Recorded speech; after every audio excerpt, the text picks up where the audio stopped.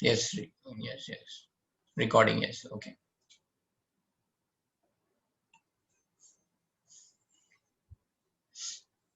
I3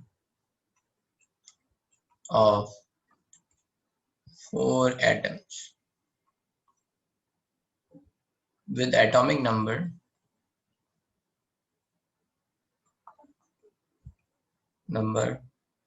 n, n+1, n+2, and n+3, where n is less than 10 are given below.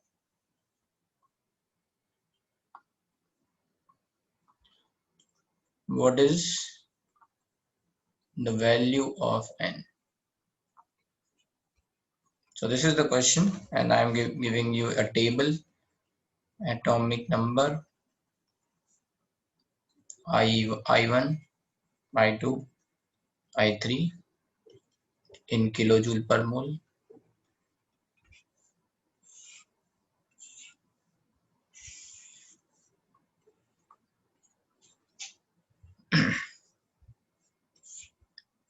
So atomic number is n.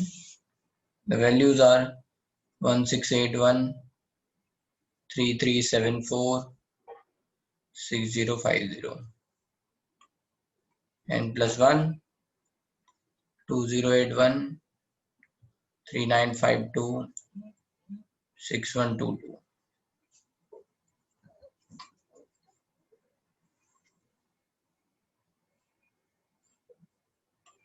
N+2, 496, 4562, 6910. Nobody has to give me the answer. I will ask.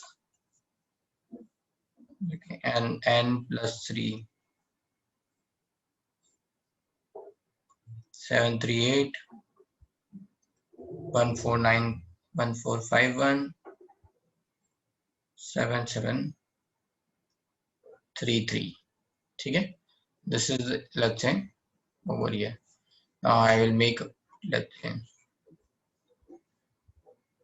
A, let's say 11, B, that is going to be n की value of n है ना, so that is going to be 12, C 9, D, let's say 8.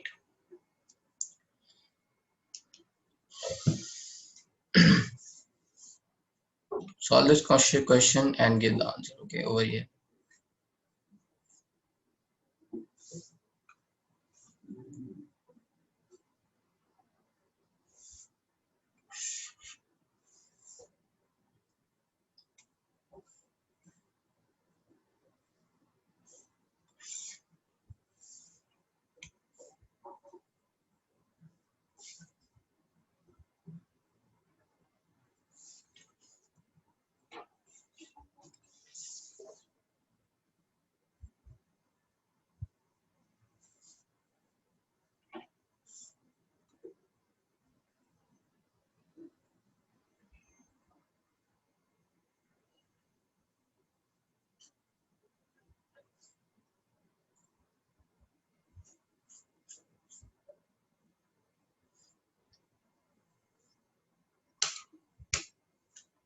Very good, Aman. So,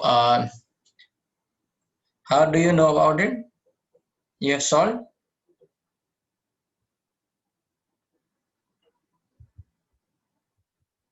Okay, good. So, how many questions you are able to solve?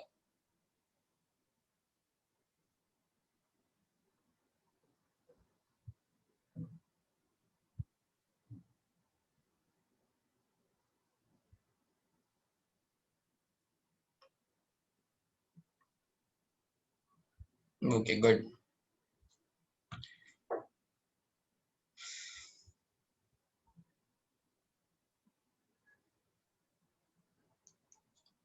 Nothing serious. It is not for you. It is between me and Aman.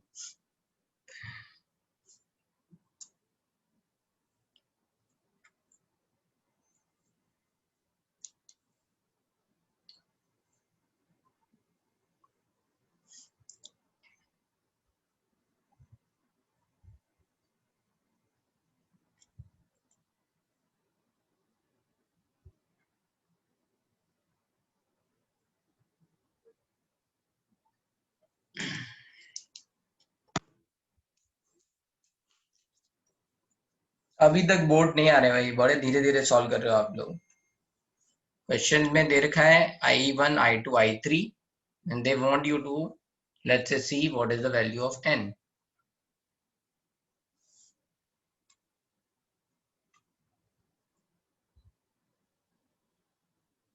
And don't guess, है ना, जो लोग gas कर रहे हैं वो मत करो। Just give me an answer. I will give you 1 more minute and then that's it.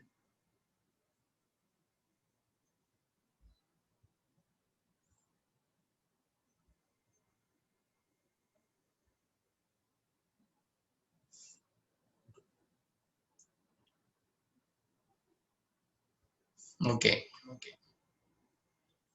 Let's wait if somebody else is also solving. I have given you 3 minutes. 3 minutes done.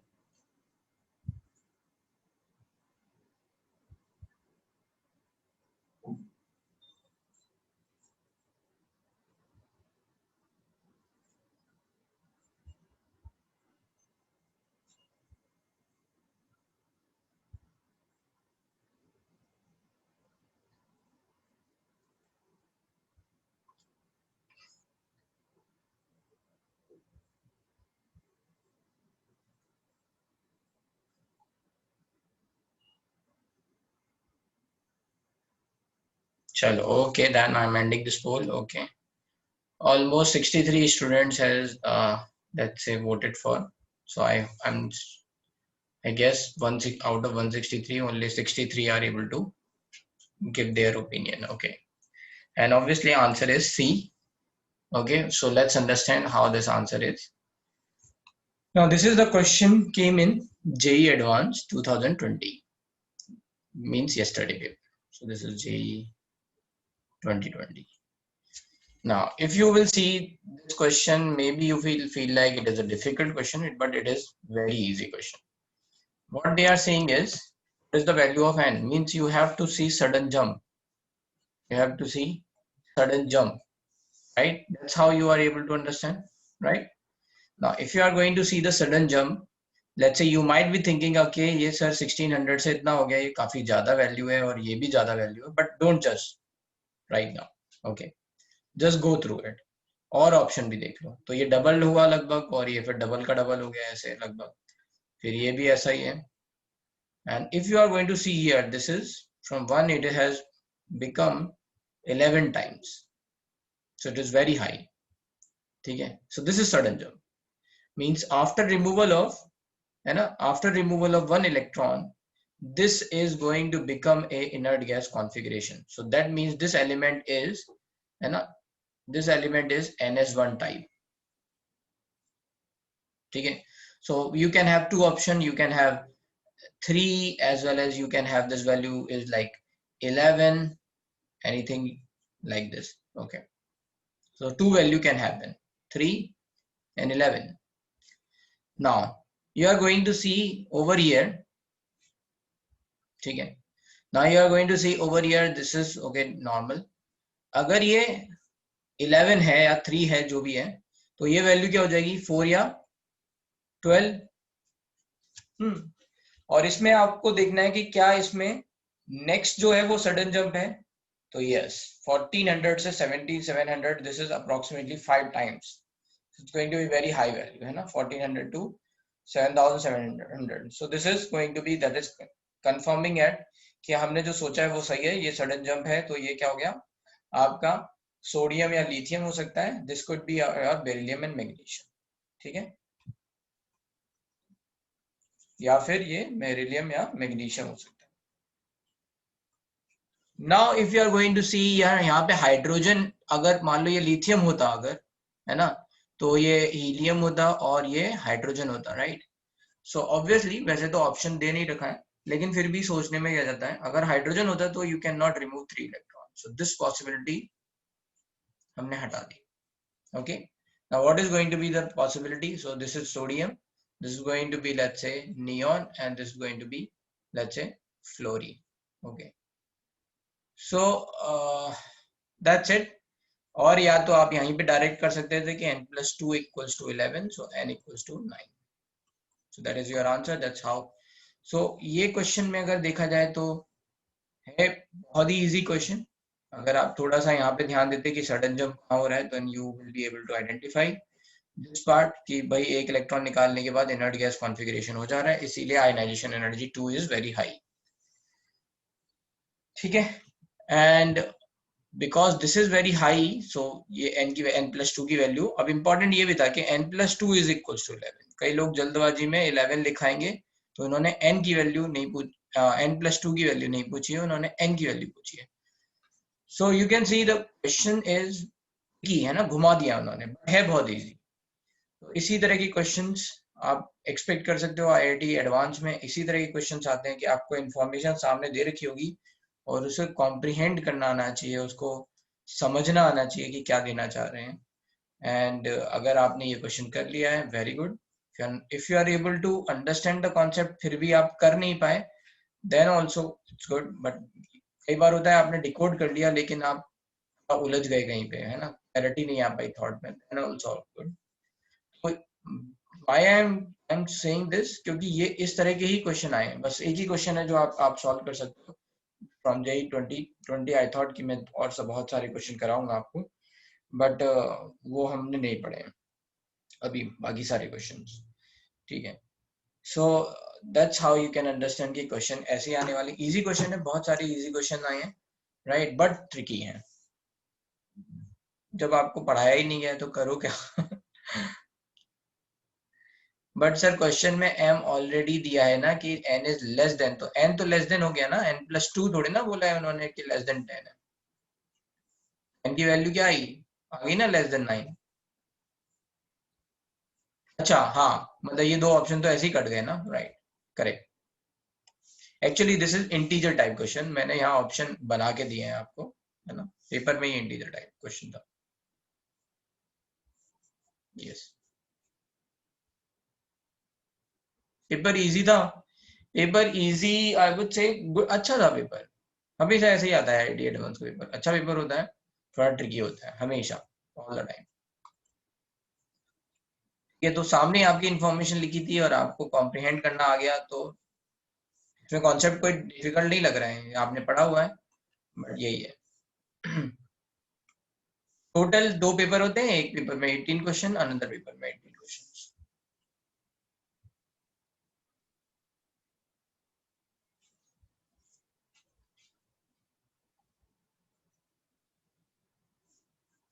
अब चलते हैं आगे। Okay, so let's move on to naming, है ना, मैं कुछ बता रहा था, मैं naming of anions I was saying. ठीक है, तो नेमिंग्स ऑफ एनायंस में आई हैव टोल्ड यू कि अगर मान लो कोई एसिड है, हाइड्रा एसिड है, तो उनके नाम कैसे होंगे, तो आइड, मतलब आइड आएगा, है ना, chloride, cyanide, bromide, right, like this. And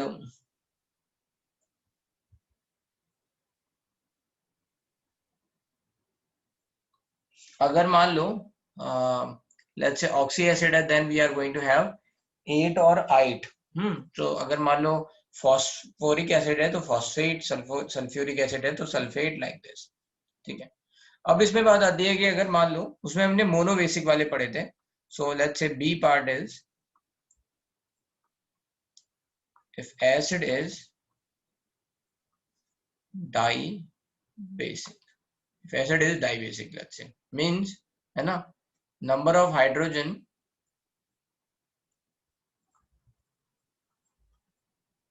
released by acid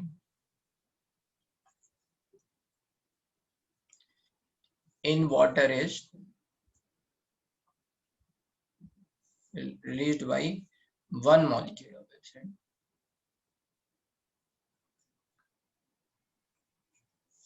in water is 2, है ना, दो अगर मान लो हाइड्रोजन दे रहे हैं, तो example we have seen H2SO4, H2SO3, let's say H2CO3, है ना, H3PO3 and H2C2O4, this is called oxalic acid, etc. ये सब है। तो इनके में याद क्या रखना है, है ना, सेम है।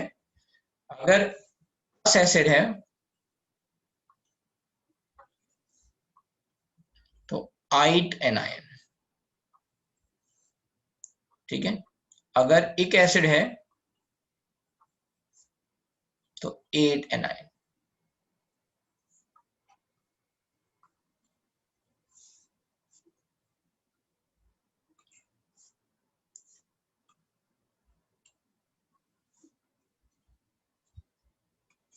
ये फॉस्फेट नहीं है ना यार, रिमेम्बर आप भूल गए जो ये पूछ रहे हो। H3PO3 में कल ही बताया था कि एक फॉस्फोरस हाइड्रोजन बॉन्ड है। फॉस्फोरस हाइड्रोजन बॉन्ड, फॉस्फेट नहीं लिखा हुआ है ये।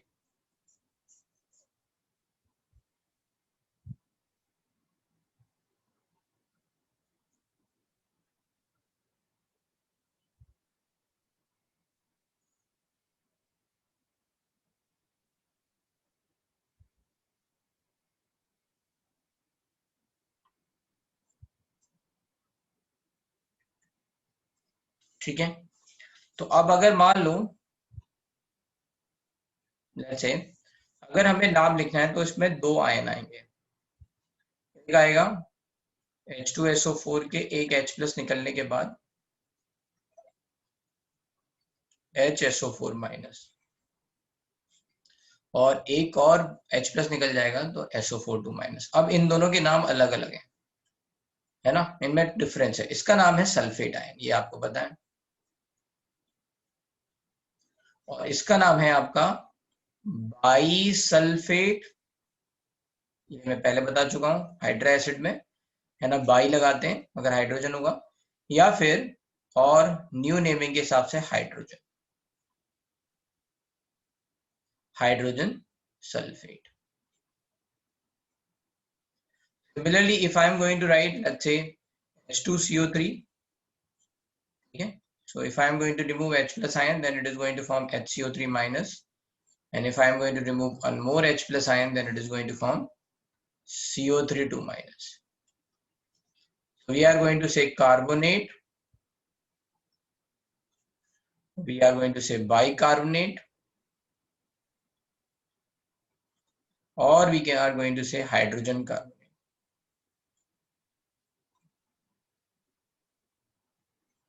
समझ में आया ये? ठीक है। अब अगर मान लो नहीं निशांत उसको H3PO3 को ऐसा नहीं लिख सकते हैं, POH होता है इसमें। आप लोग रिवाइज नहीं करके आते हो तो मुझे अच्छा नहीं लगता है। सेम क्वेश्चन आप कैसे पूछ सकते हो? ये कल ही बताया है कि फॉस्फोरस हाइड, कल ये बताया था CH3COOH अगर ऐसे लिखा हो, है ना, H4C2O4O2 लिख दिया किसी ने, तो कितने हाइड्रोजन दे रहा है? 4 दे रहा है क्या? केवल ये वाला हाइड्रोजन देगा, ये हाइड्रोजन नहीं देगा, है ना। तो जहां हाइड्रोजन ऑक्सीजन से जुड़ा होता है वही देता है, वही H प्लस निकलता है। तो अगर मान लो H3PO3 की बात कर रहे हैं, let's say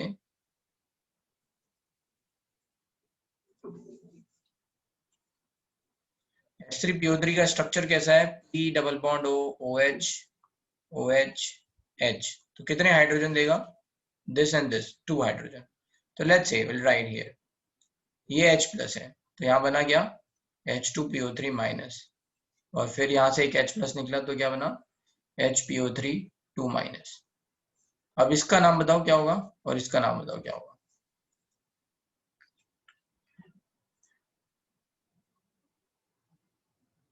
so again I will tell you, इससे मतलब नहीं है कि ये हाइड्रोजन, हम आयनाइजेबल हाइड्रोजन के हिसाब से लिखते हैं। तो ये अगर है फॉस्फोरस एसिड तो इसको बोलेंगे फॉस्फाइड आयन। जो भी इसका सारे हाइड्रोजन निकलने के बाद जो भी आयन बनता है उसको उसमें लगाते हैं 8 और 8, तो this is going to be phosphide ion. ठीक है, जैसे अगर मान लो CH3COOH में से H प्लस निकाले हैं तो CH3COO माइनस, ये हाइड्रोजन है यहाँ पे, है ना। We are not thinking about this hydrogen, we are saying this is acetate ion. ठीक है, so we are not saying trihydrogen acetate ion, okay, so that's why do not think this hydrogen is going to count as hydrogen phosphide ion, okay, this is what I am trying to say, okay, ये मेरी बात समझ में आ रही है ना? जितने hydrogen निकल गए, यहाँ पे 2 हाइड्रोजन निकल गए, तो ये बना फॉस्फाइड आयन। इसका नाम क्या होगा? बाईफॉस्फाइड और हाइड्रोजन फॉस्फाइड।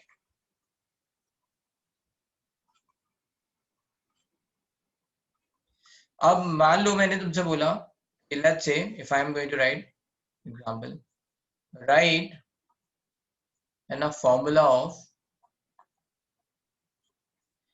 कैल्शियम फॉस्फाइड, तो क्या होगा?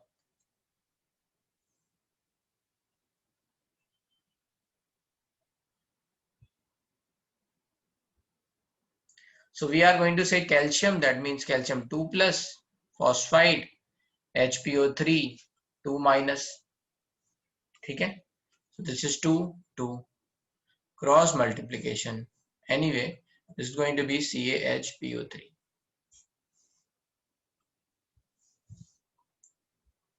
ठीक है? So that's how you just have to write, remember, and do not make mistake। यहाँ पे कई लोग ऐसे CA3PO3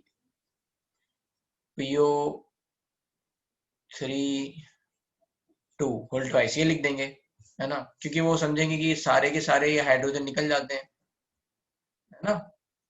तो then they are going to make PO3 3 minus, तो 3 3 माइनस बना देंगे, तो फिर क्या बन जाएगा? PO3 3 माइनस बना देंगे तो फिर गलत हो जाएगा आंसर। anyway, चलो, ये आपको समझ में आया? आप समझते हैं, अगर मान लो let's say another example,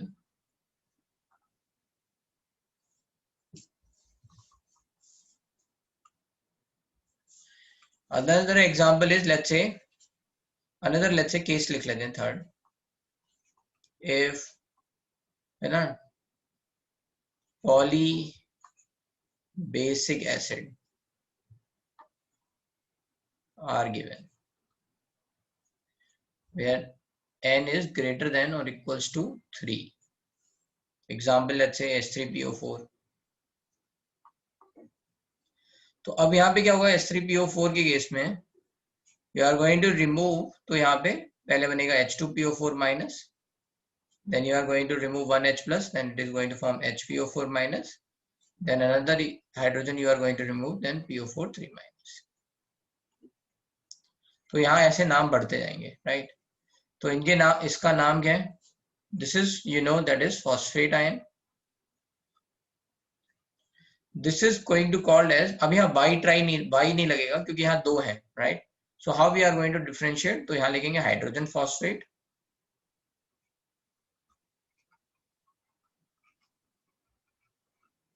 and यहाँ पे लिखेंगे डाई हाइड्रोजन फॉस्फेट। तो इसी तरह से अगर मान लो और आते जाएंगे, मान लो कहीं पे 4 हो गया समथिंग, तो ट्राई हाइड्रोजन समथिंग, है ना, जो भी होगा उस तरह का एसिड बन जाएगा।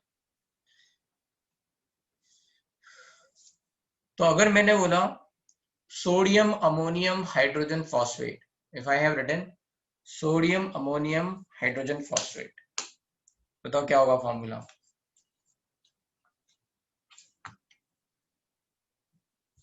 Sodium ammonium hydrogen phosphate.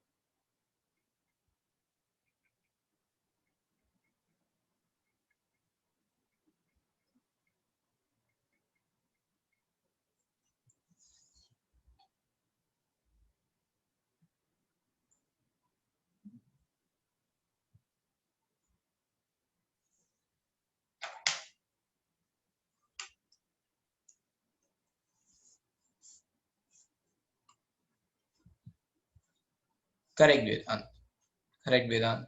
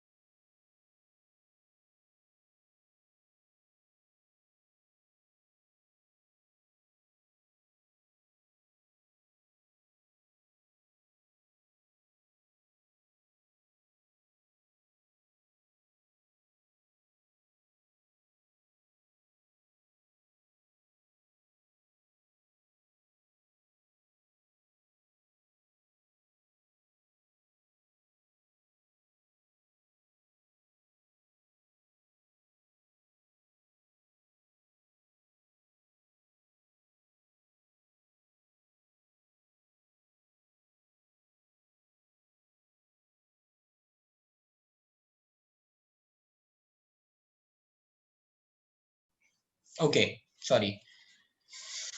So let's see. So this is मैंने क्या पूछा था? I have asked some question, right? कि सोडियम अमोनियम फॉस्फेट का लेट्स से आंसर बताना है, राइट? तो बहुत सारे लोगों ने सही आंसर दिया है, ठीक है? That is going to be, let's say अगर हम बात करेंगे तो this is going to be NH4 NaHPO4. So that is called, इसका नाम है माइक्रोकॉस्मिक सॉल्ट, ये कॉमन नेम है, just remember it, okay? And that is called let's say ammonium, क्योंकि अल्फाबेटिकल ऑर्डर लिख रहे हैं इसलिए अमोनियम, सोडियम, है ना, hydrogen phosphate.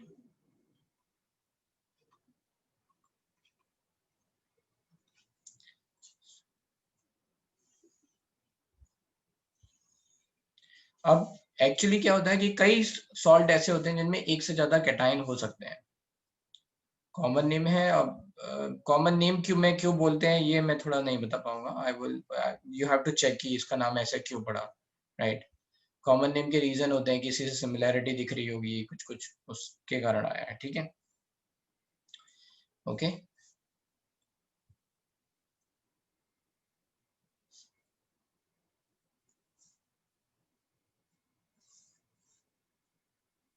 Now let's say तो ये हो गया नेमिंग। अब बात करते हैं, राइट? तो ये थोड़ा सा याद रखना है, नेम्स कैसे लिख रहे हैं हम यहाँ पे। मैं कुछ एग्जांपल दे रहा हूँ और आपको उनके नाम लिखने हैं, ठीक है?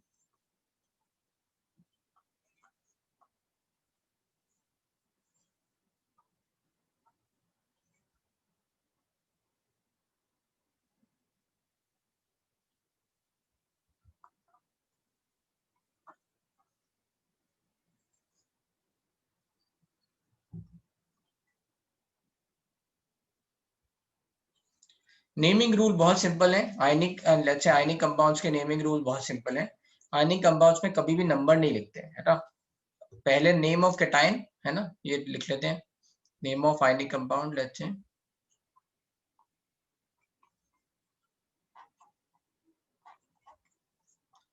That is name of cation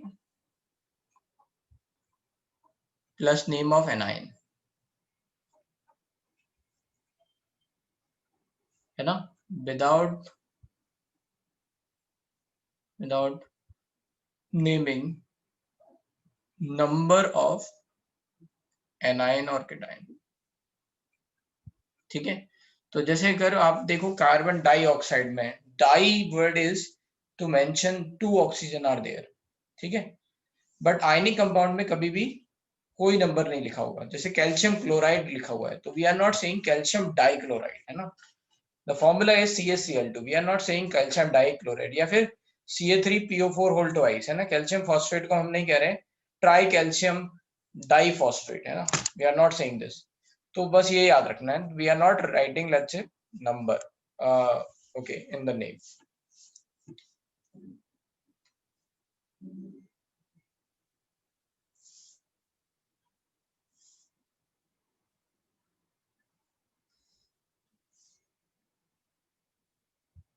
लो भाई जल्दी लिखो, जल्दी जल्दी।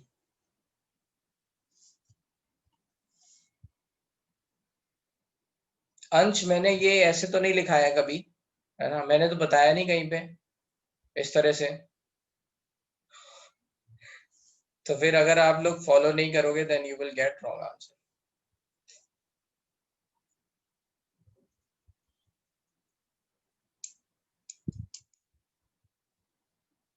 Very good, Nishant. You have googled it. Very good.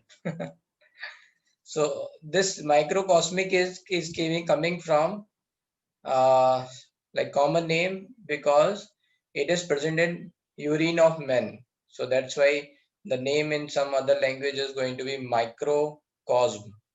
So that is related with, so this is the, let's say, background, microcosm.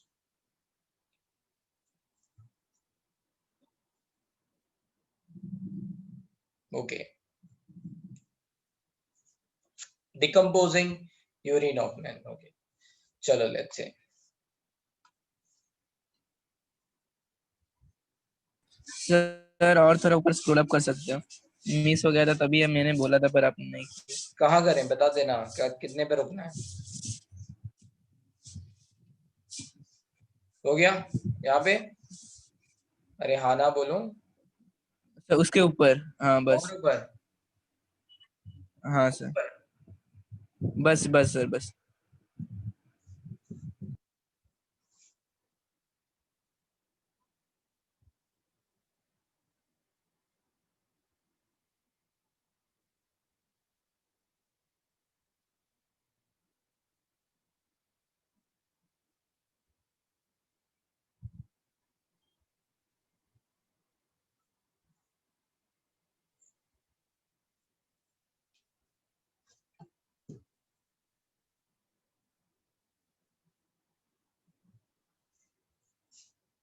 चलो, let's say writing, okay, here some example.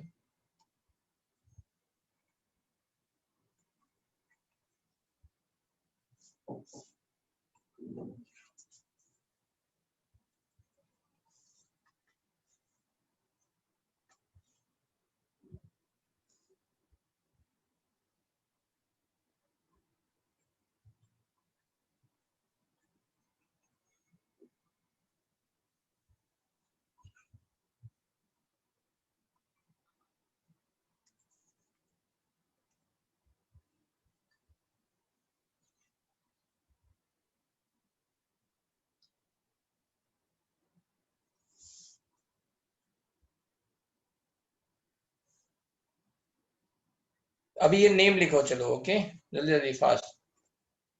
इसका rule कुछ नहीं है, name of ionic compound, name of cation plus name of anion. पहले name of cation फिर name of anion, without naming number of anion और cation.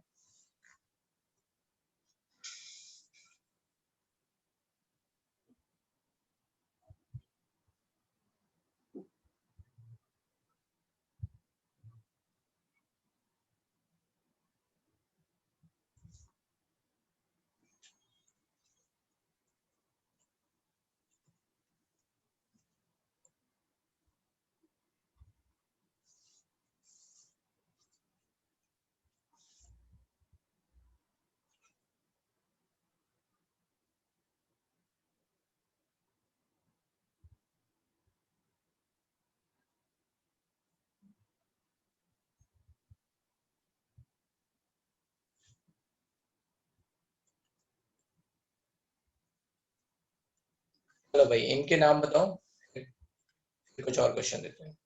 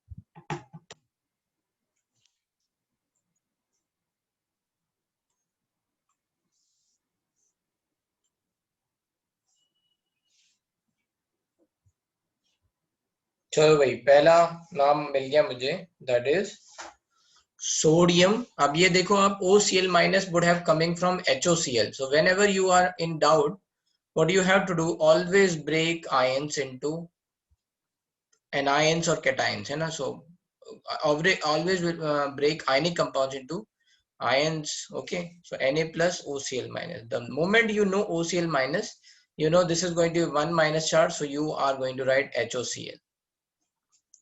Now HOCl, then you will think about, okay, this is hypochlorous acid. So this is hypochlorous acid.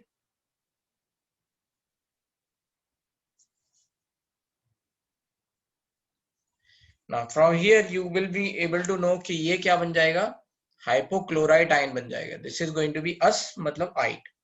So this is the name of this compound is going to be sodium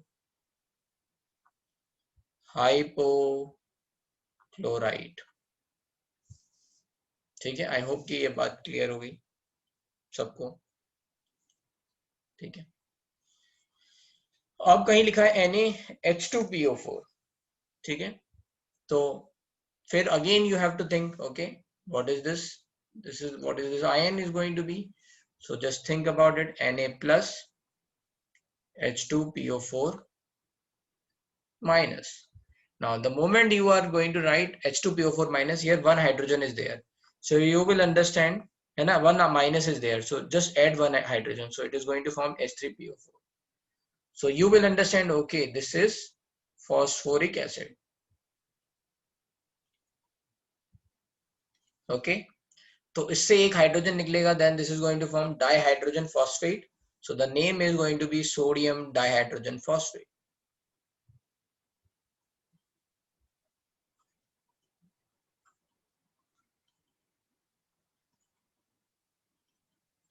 ठीक है, okay. Now this is you are going to think about here. So this is let's say ammonium ion and HS minus. So you will understand, okay, this HS minus would have coming from H2S, and that is going to be, let's say, if you are going to understand, this is going to be hydrosulfuric acid.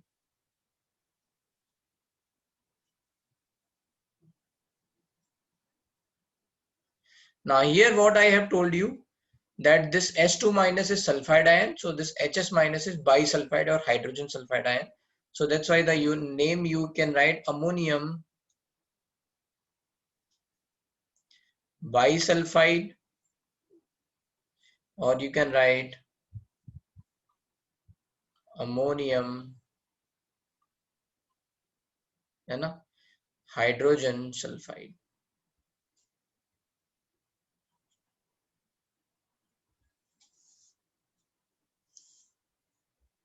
ठीक है, just keep matching. Okay, अब मुझे answer मत भेजो, just keep matching your, let's say, answers कि ये सही है या नहीं.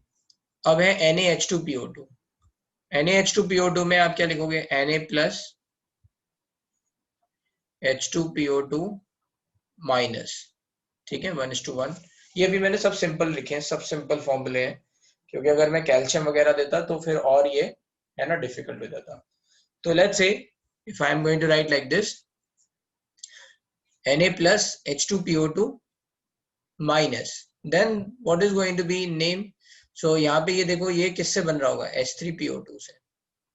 What is the name of this acid, hypophosphorous acid.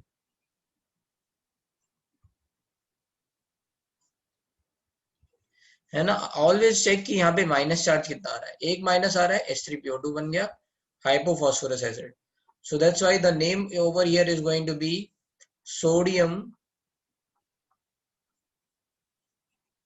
hypophosphite. Sodium hypophosphite.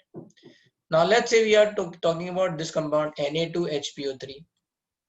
So Na2HPO3 में क्या होगा, this is going to be Na plus and HPO3 minus. Now HPO3, sorry, 2Na है, Na2, so this is 2Na plus, so HPO3 minus. तो अब यहाँ पे हमें पता चल गया 2 माइनस है, that means it is coming from S3, है ना, this is coming from S3PO2, sorry, PO3, so this is going to be phosphorus acid.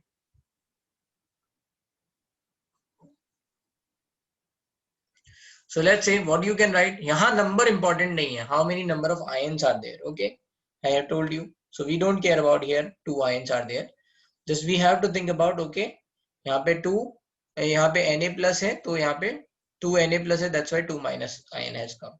Anyway, the name is going to be sodium. So ये phosphorus acid है, इससे अगर हमने 2 H plus निकाल लिए हैं तो ये क्या बन जाएगा, phosphite ion. ठीक है, so this is going to be sodium phosphite. Do not right sodium hydrogen phosphate, है ना, बी केयरफुल।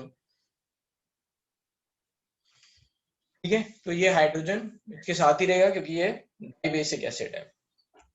अब यहाँ लिखा है NaHPO3, now you will be confuse, यहाँ Na2 है, यहाँ NaHPO3 है, so what is the difference?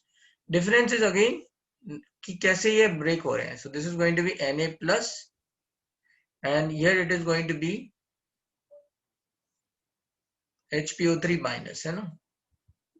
So again this would have coming from H3PO3 and this is phosphorus acid.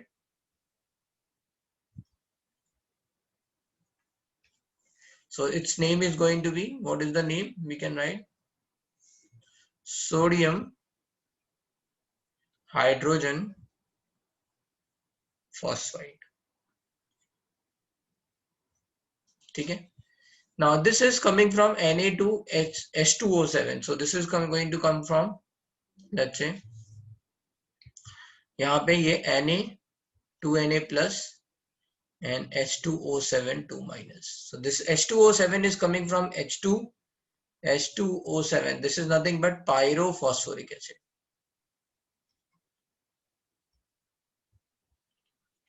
So the name over here is going to be,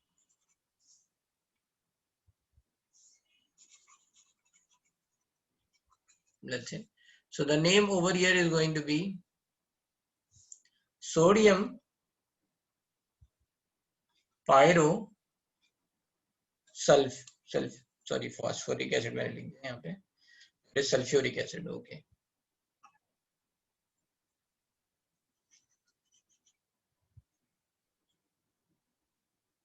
So pyrosulfuric to pyrosulfate. ठीक है, and then I have written 8th Na2H2O8. Then this is going to be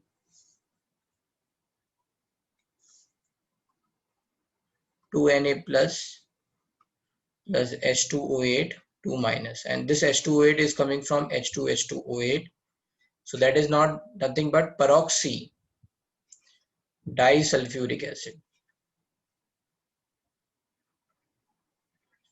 So peak is going to convert into 8.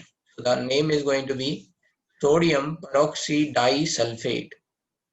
Sodium peroxy disulfate. अब ये समझ में आया? Naming समझ में आ रही है? डिफिकल्ट लग रहे हैं नेम, इजी लग रहे हैं?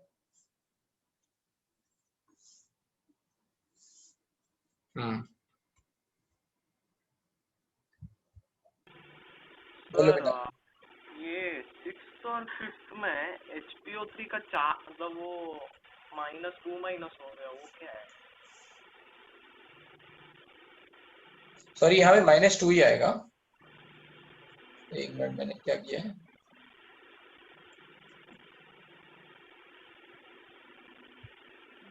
हाँ, एक मिनट, इसमें देखो यहाँ थोड़ा सा गड़बड़ हो गया है, यहाँ H2 लिखना था मुझे, ठीक है, एक और हाइड्रोजन था यहाँ, ठीक है। I have to write, I have, let's say, missed it. I have to write Na2 HPO3 था ना, तो यहाँ NaH2PO3, हाँ, ठीक है।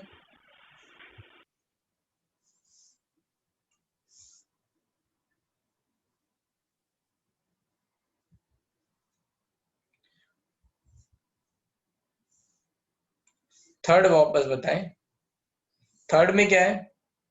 ये देखो H2 माइनस क्या होता है? Sulphide H2 minus, HS minus क्या होता है? बाइसल्फाइड। तो बाइसल्फाइड या हाइड्रोजन सल्फाइड भी बन रहा है।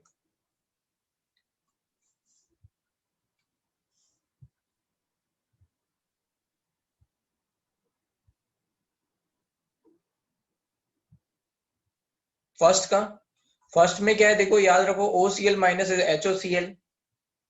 तो हमने क्लोरीन के ऑक्सी एसिड लिखे थे, chloric acid, perchloric acid, chlorous acid, है ना, हाइपोक्लोरस। तो हाइपोक्लोरस है ये। अब मान लो मैंने इसी में अगर मान लो लिखा होता, let's say if I will थोड़ा सा, चलो और कुछ एग्जांपल लेते हैं, ठीक है। Be careful. Okay.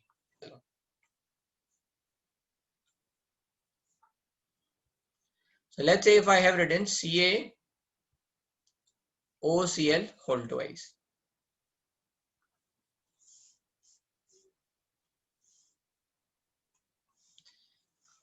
If I have written Ba and 3 whole twice.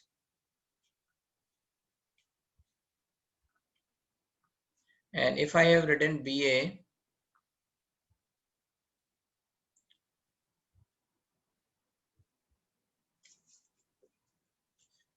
NaCO3. If I have written, let's say, Na3N.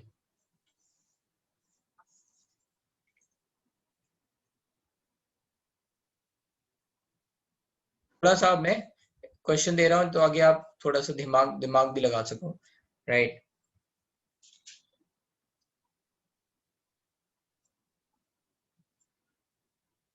Let's say Ba3N2. Let's say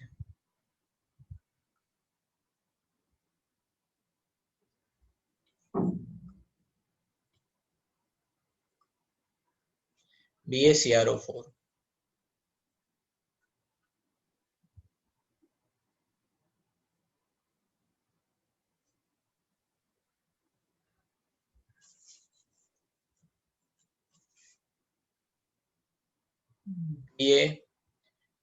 BaMnO4 whole twice. चलो सॉल्व दिस, ये पहले लिखो.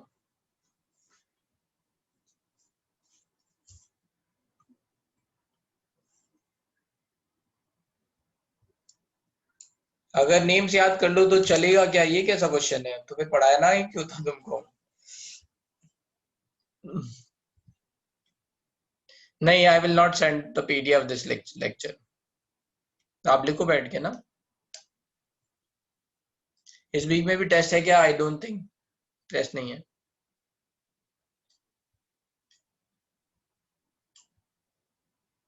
बिना रूल्स के याद करना तो फिर पढ़ाने का फायदा क्या है? मैं यही तो कह रहा हूँ, क्योंकि बहुत सारे आयंस हैं. अभी तो बहुत थोड़े हमने लिखे हैं. बेसिक चीजें हमने बता दी हैं आपको यहाँ पे.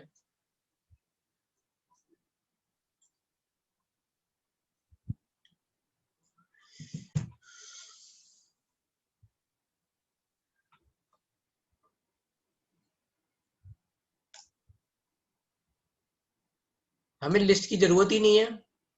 हमको अब आ गया कि मतलब कैसे नाम लिखने हैं. Then we can write. List बनानी है.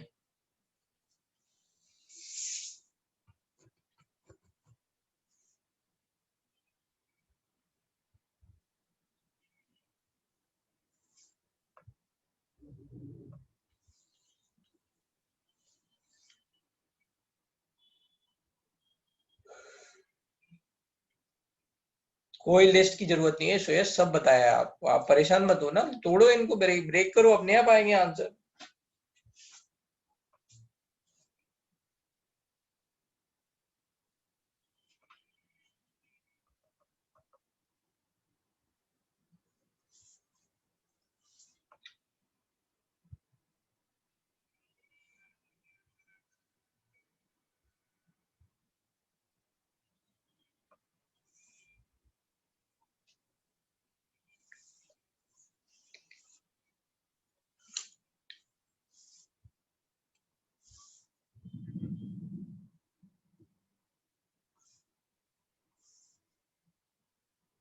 देखो भाई, फिर से देख लो यहाँ पे.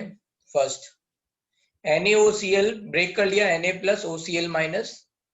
जैसे ही आपने OCl- लिखा, आपको समझ में आया इसमें एक हाइड्रोजन जोड़ेंगे तो ये एसिड बन जाएगा HOCl. मतलब इससे ये आ रहा होगा. HOCl का नाम लिखा हाइपोक्लोरस अस, तो अस में क्या आएगा? आइट, तो हो जाएगा सोडियम हाइपोक्लोराइड. फिर NaH2PO4, आपने Na+H2PO4- लिख लिया. ये किससे आया? H3PO4 है ना, एक हाइड्रोजन जोड़ दिया. फॉस्फोरिक एसिड, तो फॉस्फोरिक एसिड से बना फॉस्फेट, और यहाँ 2 हाइड्रोजन होंगे तो डाई हाइड्रोजन फॉस्फेट. ऐसे ही NH4HS, now this is coming from H2S which is hydra acid. जब भी हाइड्रा एसिड के एनायंस बनते हैं तो उनको बोलते हैं आइड सफिक्स आता है। तो अगर HS माइनस है तो फिर क्या आ जाएगा, बाइसल्फाइड।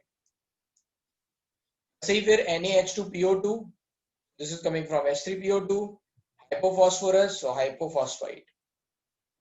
NaHPO3, तो ये ब्रेक कर लिया, HPO3 2 माइनस आया तो H3PO3 फॉस्फोरस एसिड। ठीक है, फॉस्फोरस एसिड तो फिर क्या हो जाएगा, इससे आप देख लो यहाँ पे कि 2 माइनस किया है तो phosphide ion, so this is sodium phosphide. और अगर हम H2PO3 माइनस होता है यहाँ पे तो we are going to say this is going to be hydrogen phosphide, so sodium hydrogen phosphide. Now this H2O7 is coming from H2H2O7, that is oleum, फिर pyrosulfuric acid, H2H2O7, तो इसका anion क्या बनेगा, पायरोसल्फेट, तो सोडियम पायरोसल्फेट। फिर ऐसे ही Na2H2O8 मैंने बताया आपको, H2H2O8 is nothing but Marshall's acid और pyro disulphuric acid, sorry peroxy disulphuric acid. तो बस हमने पेरोक्सी डाइसल्फेट आयन आ गया, तो सोडियम पेरोक्सी डाइसल्फेट आयन। ठीक है, तो ये अब मैं आगे चल रहा हूँ। Now this is similar to this compound, यहाँ पे अगर आप ब्रेक करोगे then it is going to form Ca2 plus OCl minus, है ना। Be careful, this is not bleaching powder, bleaching powder is CaOCl whole twice. ठीक है, this is CaOCl whole twice, मतलब ब्लीचिंग पाउडर इज CaOCl2, है ना। Sorry. So this is CaOCl, this is going to be 2Cl minus over here. Now anyway, name of ion ये क्या है, hypochlorite, this is calcium, so the name is going to be calcium hypochlorite.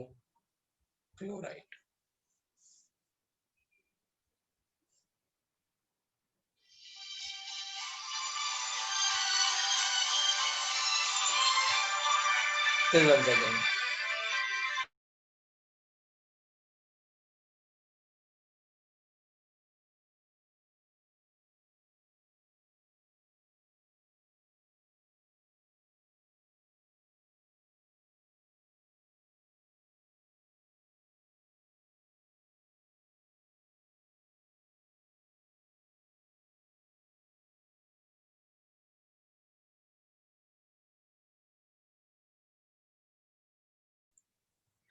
So this is calcium hypochlorite,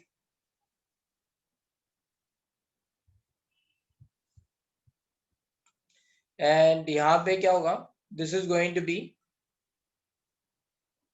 let's say ये किससे आ रहा है, HOCl से आ रहा है ना, so HOCl is hypochlorous.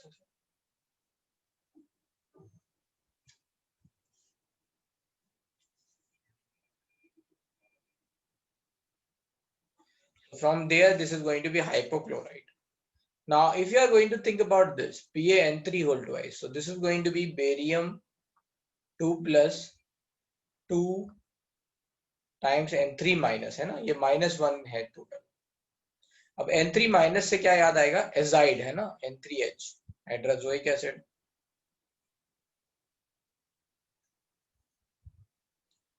So that's why the name over here is going to be, इसका नाम क्या हो जाएगा, right? What is the name is going to be barium azide.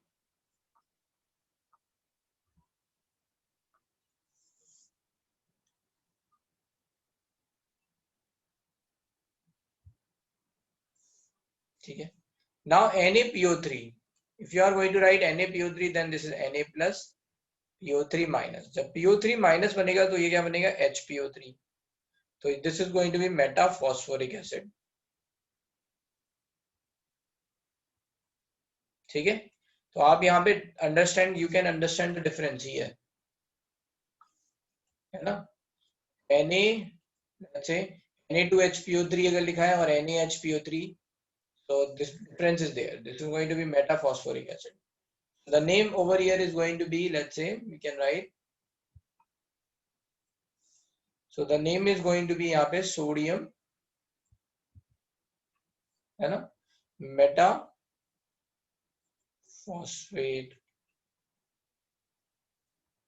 Sodium मेटाफॉस्फेट। Now, let's say we are going to take another example. यहाँ पे देखो क्या होगा. Let's say Na. So this is going to be 3Na plus N3 minus. See the difference. N3 minus 1, N3 minus है ना. So minus 3 charge. So this would have coming from, अगर इसमें देखेंगे तो ये NH3 से आएगा. अब anyway ये एक तरह से हाइड्रा एसिड की तरह ट्रीट कर रहे हैं, तो यहाँ पे ये क्या बनेगा, आइड है ना, तो इसको बोलते हैं nitride ion. This is going to be nitride. So this is going to be sodium nitride.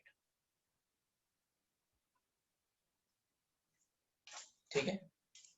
इसी तरह से सेम ये भी है, यहाँ पे 3 barium 2 plus and 2N3 minus. So this is going to be barium nitride.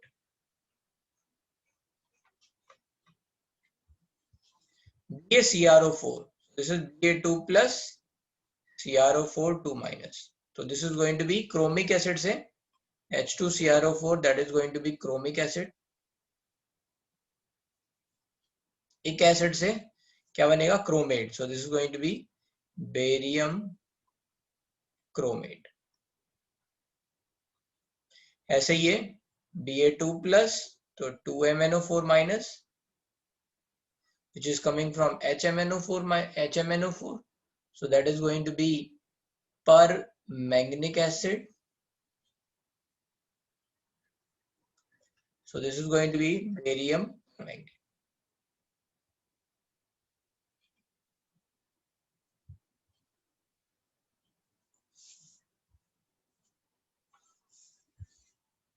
ठीक है.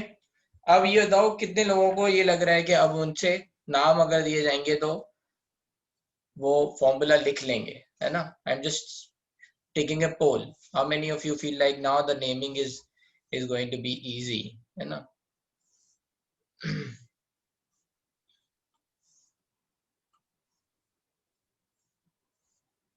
Oh, wait. Yes or no? Yes.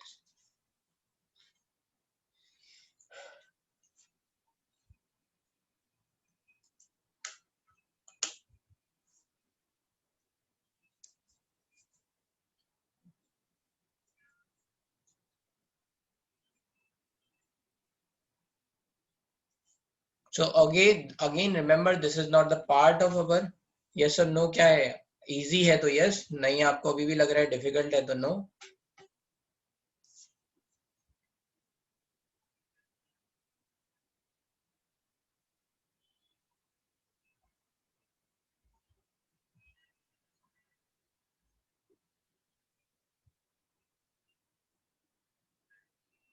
Fast, जल्दी जल्दी करो आप लोग वो.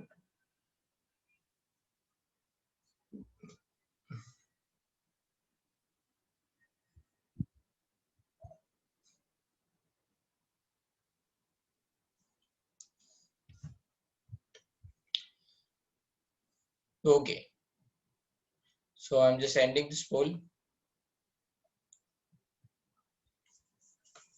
So out of 100 students 78 are saying कि they are getting comfortable. जो जिनको लग रहा है अभी भी difficult लग रहा है, just try to let's say write some names, है ना. जब भी कभी आप you come across let's say some of the compounds, always try to recheck कि आपको इसका नाम आता था या नहीं आता था, है ना. So that's how you can just recall. अब नेम ऑफ जैसे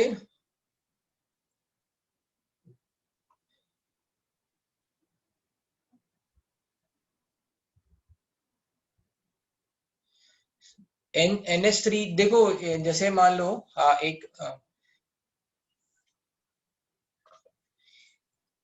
ये जो नेमिंग है ना, इनमें एक बात याद रख लो, ये जो नेमिंग है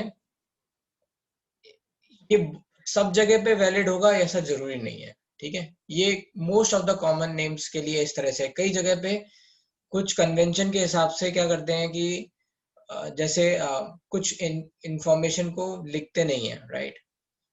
तो जैसे अगर कहीं पे लिखा हुआ है ना, what I am trying to say, जैसे कहीं पे what I am trying to say is कि पहले हमने लिखा नेम ऑफ कैटाइन और फिर नेम ऑफ एनाइन. ठीक है, ऐसा हम लिख रहे हैं. तो अगर मान लो नंबर फॉर्मूला में भी अगर देखें तो ऐसे ही लिख रहे हैं, लेकिन कई जगह पे ये बात फॉलो नहीं होती है। तो NH3 जैसे अभी किसी ने बोला कि NH3, तो NH3 को H3N लिखेंगे क्या? तो नहीं, NH3 को NH3 लिखेंगे। ये कॉमनली हमने लिखना स्टार्ट कर दिया तो वो अब एक्सेप्ट हो गए। जैसे एसिटिक एसिड भी है, उसमें भी अगर आप पहले देखोगे तो एसिटेट आयन पहले लिखा हुआ है, फिर H+ है ना, right? We are not writing like this H, है ना, OOCCH3, right? We are not writing like this. तो यहाँ पे ऐसा ही है, जहाँ पे जैसा कन्वेंशन बन गया ठीक है, थोड़ा बहुत चलेगा, ठीक है। Now what I am trying to say is कि कुछ जैसे अब मैं उल्टा लिख रहा हूँ ना, now I am writing names and you have to write the formula, okay?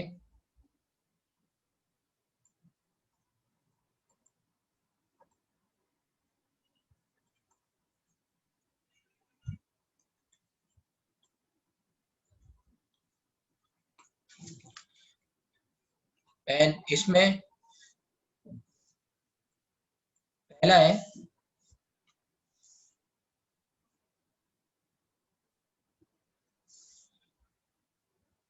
We don't say oxychloride. अगर कहीं जगह पे अगर मान लो लिखा हुआ है ना, तो उन्होंने इसलिए लिख रखा है क्योंकि ऑक्सीजन वहां पे है। सो आप लोग याद रखो सोडियम हाइपोक्लोराइड, ठीक है? Just don't remember oxychloride.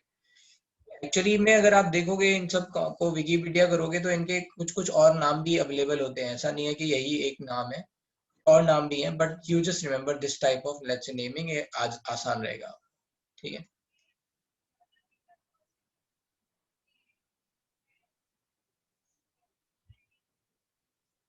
ठीक है,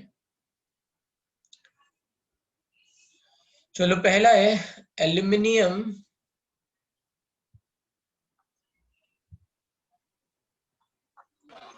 नाइट्राइट, ठीक है? This is aluminium nitrite. Next है लेट्स से सोडियम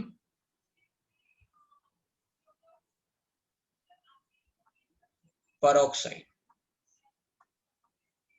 ठीक है? फिर तीसरा है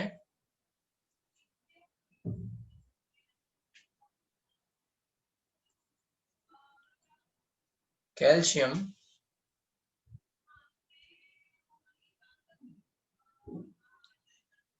मेटा बोरेट,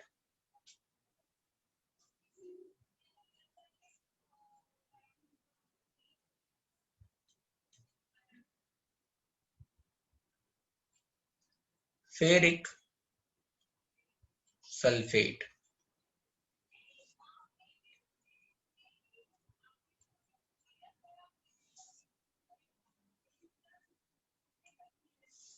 ठीक है?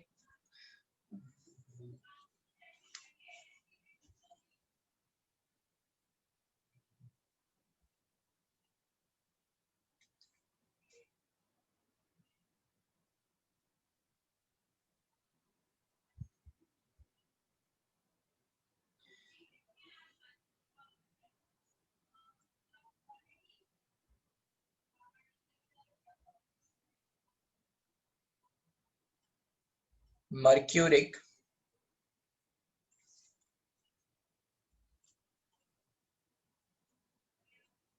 Iodide,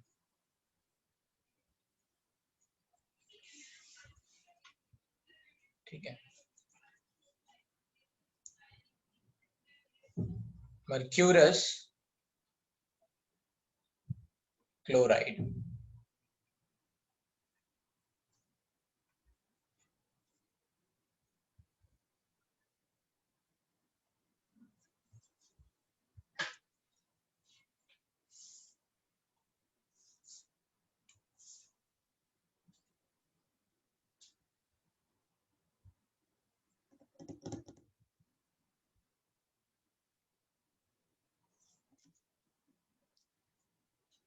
potassium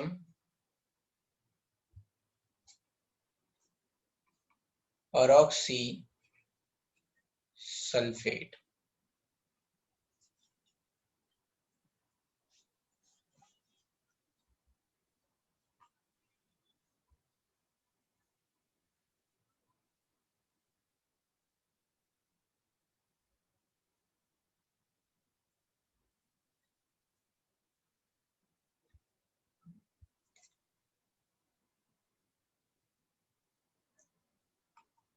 ferrous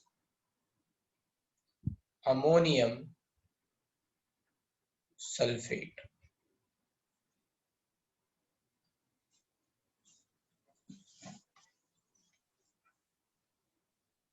It is also called as Mohr salt.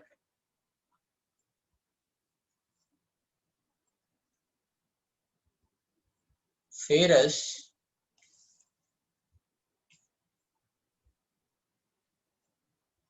oxalate.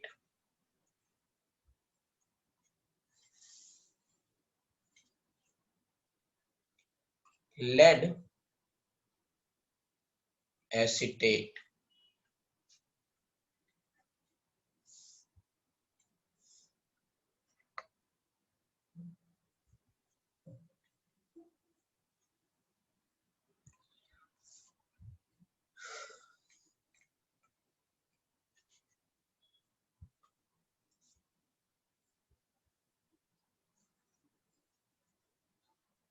ठीक है. And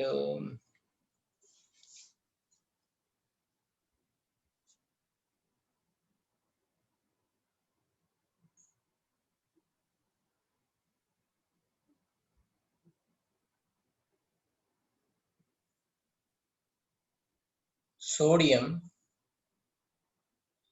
let's say zincate. ठीक है, चलो ये अब देखते हैं नाम. ये नाम से फॉर्मूले कैसे बन रहे हैं. Okay, we'll try to write.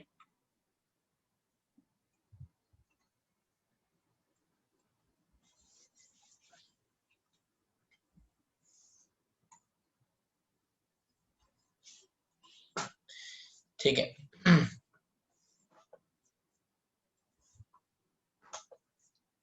चलो अब देखते हैं यहाँ पे. एल्यूमिनियम जैसे नाइट्राइड लिखा है मैंने. Aluminium is going to be 3 plus and nitride ion you can write that is going to be NO2 minus. ठीक है, अब लिख लो यहाँ पे इनकी valency 3 1. So always do this. Al NO2 whole thrice. Sodium peroxide, so Na plus. Peroxide is coming from H2O2, hydrogen peroxide, so that is O2 2 minus. है ना, coming from H2O2 is going to give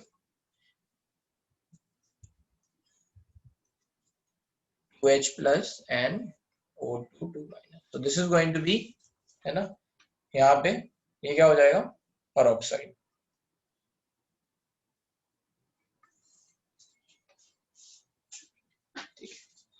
So this is going to be sodium, है ना, यहाँ पे 2 plus तो 2, ये 1. Sorry मैंने क्या उल्टा कर दिया. This is 1, this is 2. So the name is going to be Na2O2.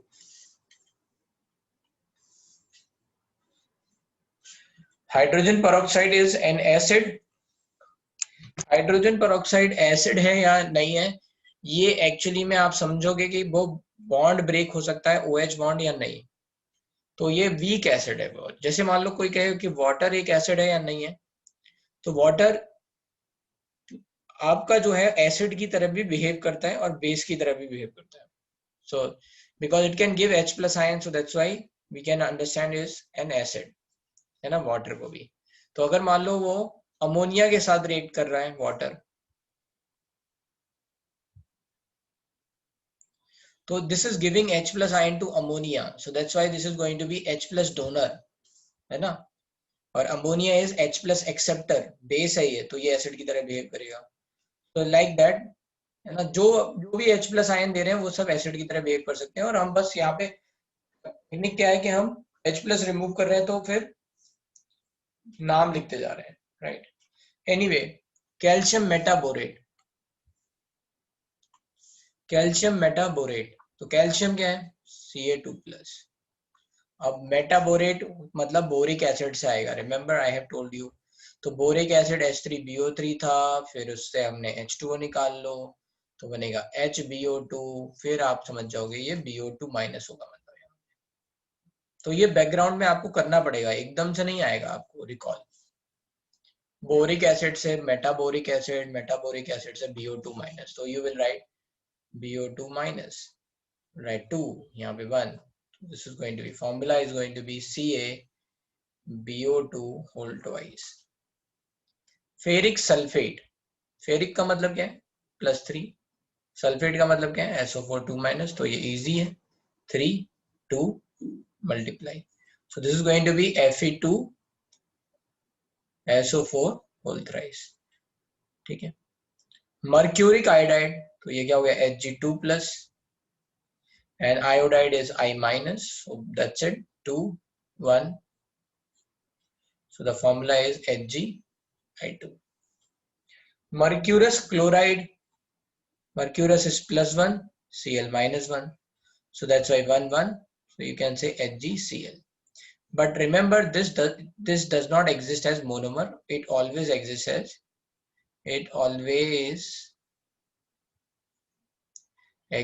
as dimer, so that's why this is Hg2Cl2, Hg2Cl2. Barium peroxy sulphate, peroxy sulphate मतलब आपको आ रहा है peroxy sulphuric acid, that is H2SO5, मेरे पास थोड़ी जगह कम है यहाँ पे, okay let's say how we can write, so peroxy, let's say sulphate is going to come from peroxy sulphuric acid, peroxy sulphuric acid से हम देख लेंगे, so that is going to be K+, और वहां पे H2SO5 होता है, so that is going to be SO5, अगर हम याद करें, that is going to be H2SO5, right, that is peroxy sulfuric acid, तो इससे क्या बनेगा SO5 2 minus, so that can be peroxy sulfate, so that's why the answer is going to be A plus SO5 minus, now 2 and this is going to be 1, so this is going to be K2 SO5 whole twice. Ferrous ammonium sulphate मतलब Fe2 plus NH4 plus and SO4 2 minus. अब इसमें charge balance कैसे करेंगे, तो भाई यहाँ पे देख लो, आप ऐसे लिख सकते हो इसको, FeSO4 की तरह लिख लो इसको, FeSO4 ferrous sulphate and ammonium sulphate, that is going to be like, you can right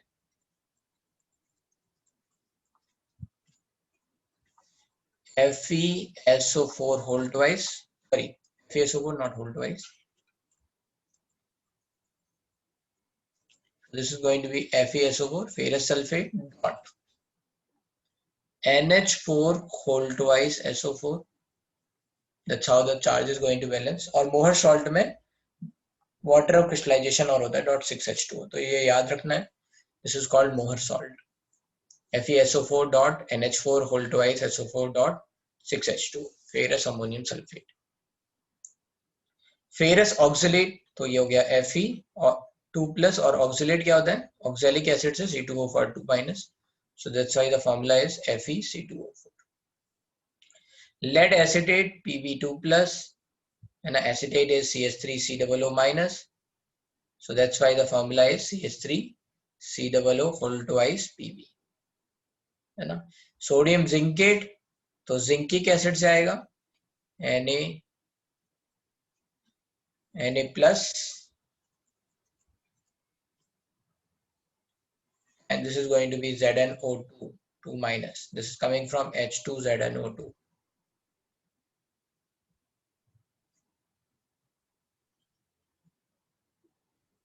जिंकिक acid, तो ये बन गया आपका ये 2, मतलब यहाँ पे valency 1, valency 2 multiply, so that's why Na2 ZnO2.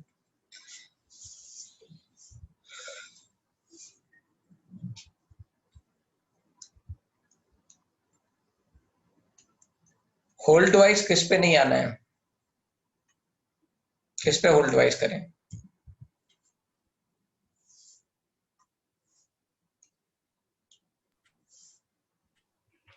Sir आपने किया है ना इस हम्म पे, पोटेशियम पर ऑक्सी सल्फेट पे। तो भाई चार्ज तो इस पे क्रॉस मल्टीप्लाई कर हाँ दो ना। हाँ सर, हाँ आपने पहले टू टू लिखा था उधर होल ब्रैकेट में के बाद, क्या यहाँ पे? SO5 होल ट्वाइस लिखा था। और अभी हाँ एकदम से मैंने डिलीट कर दिया। वो ये लिखा हुआ था। हाँ बोलो। Sorry sir. सर वही बोल रहा था, आपने 2 लिखा था फिर हटा दिया। अच्छा, बहुत पहले लिखा होगा लेकिन, है ना? नहीं सर, अभी लिखा था, तभी इसके लिए मैंने चैट में भी लिखा आपको। अच्छा ठीक है। हाँ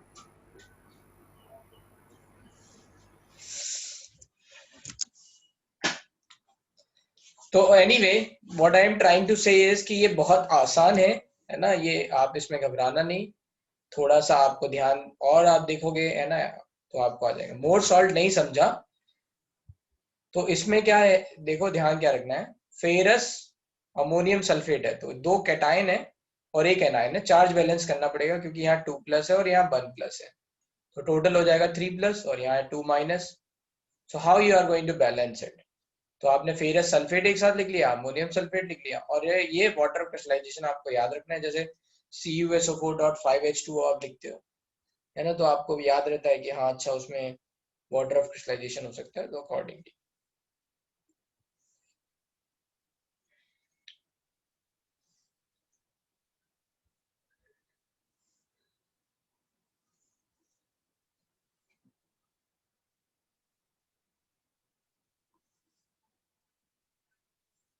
और ऊपर, अबे जल्दी जल्दी लिखो यार।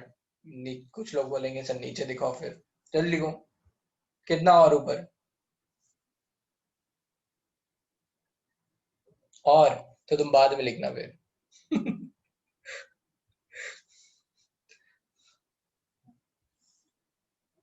ये ऊपर नीचे में गेम हो जाएगा मेरा, कोई कहेगा ऊपर कोई कहेगा नीचे, ऐसे चलता रहेगा।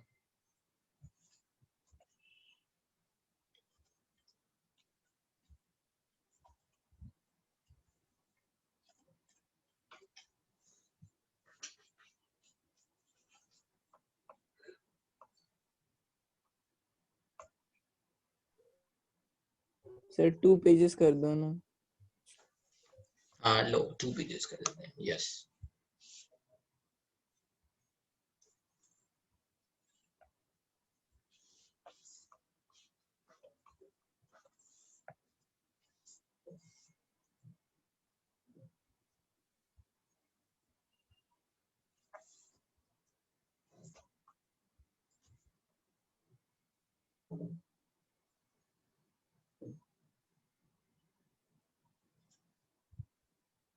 एक मिनट,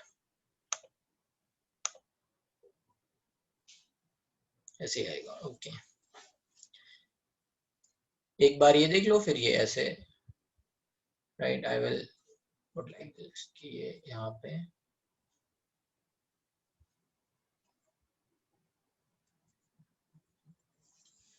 और छोटा करूंगा तो दिखेगा नहीं। anyway, तो पहले ऊपर वाले लोग लिख लो ये।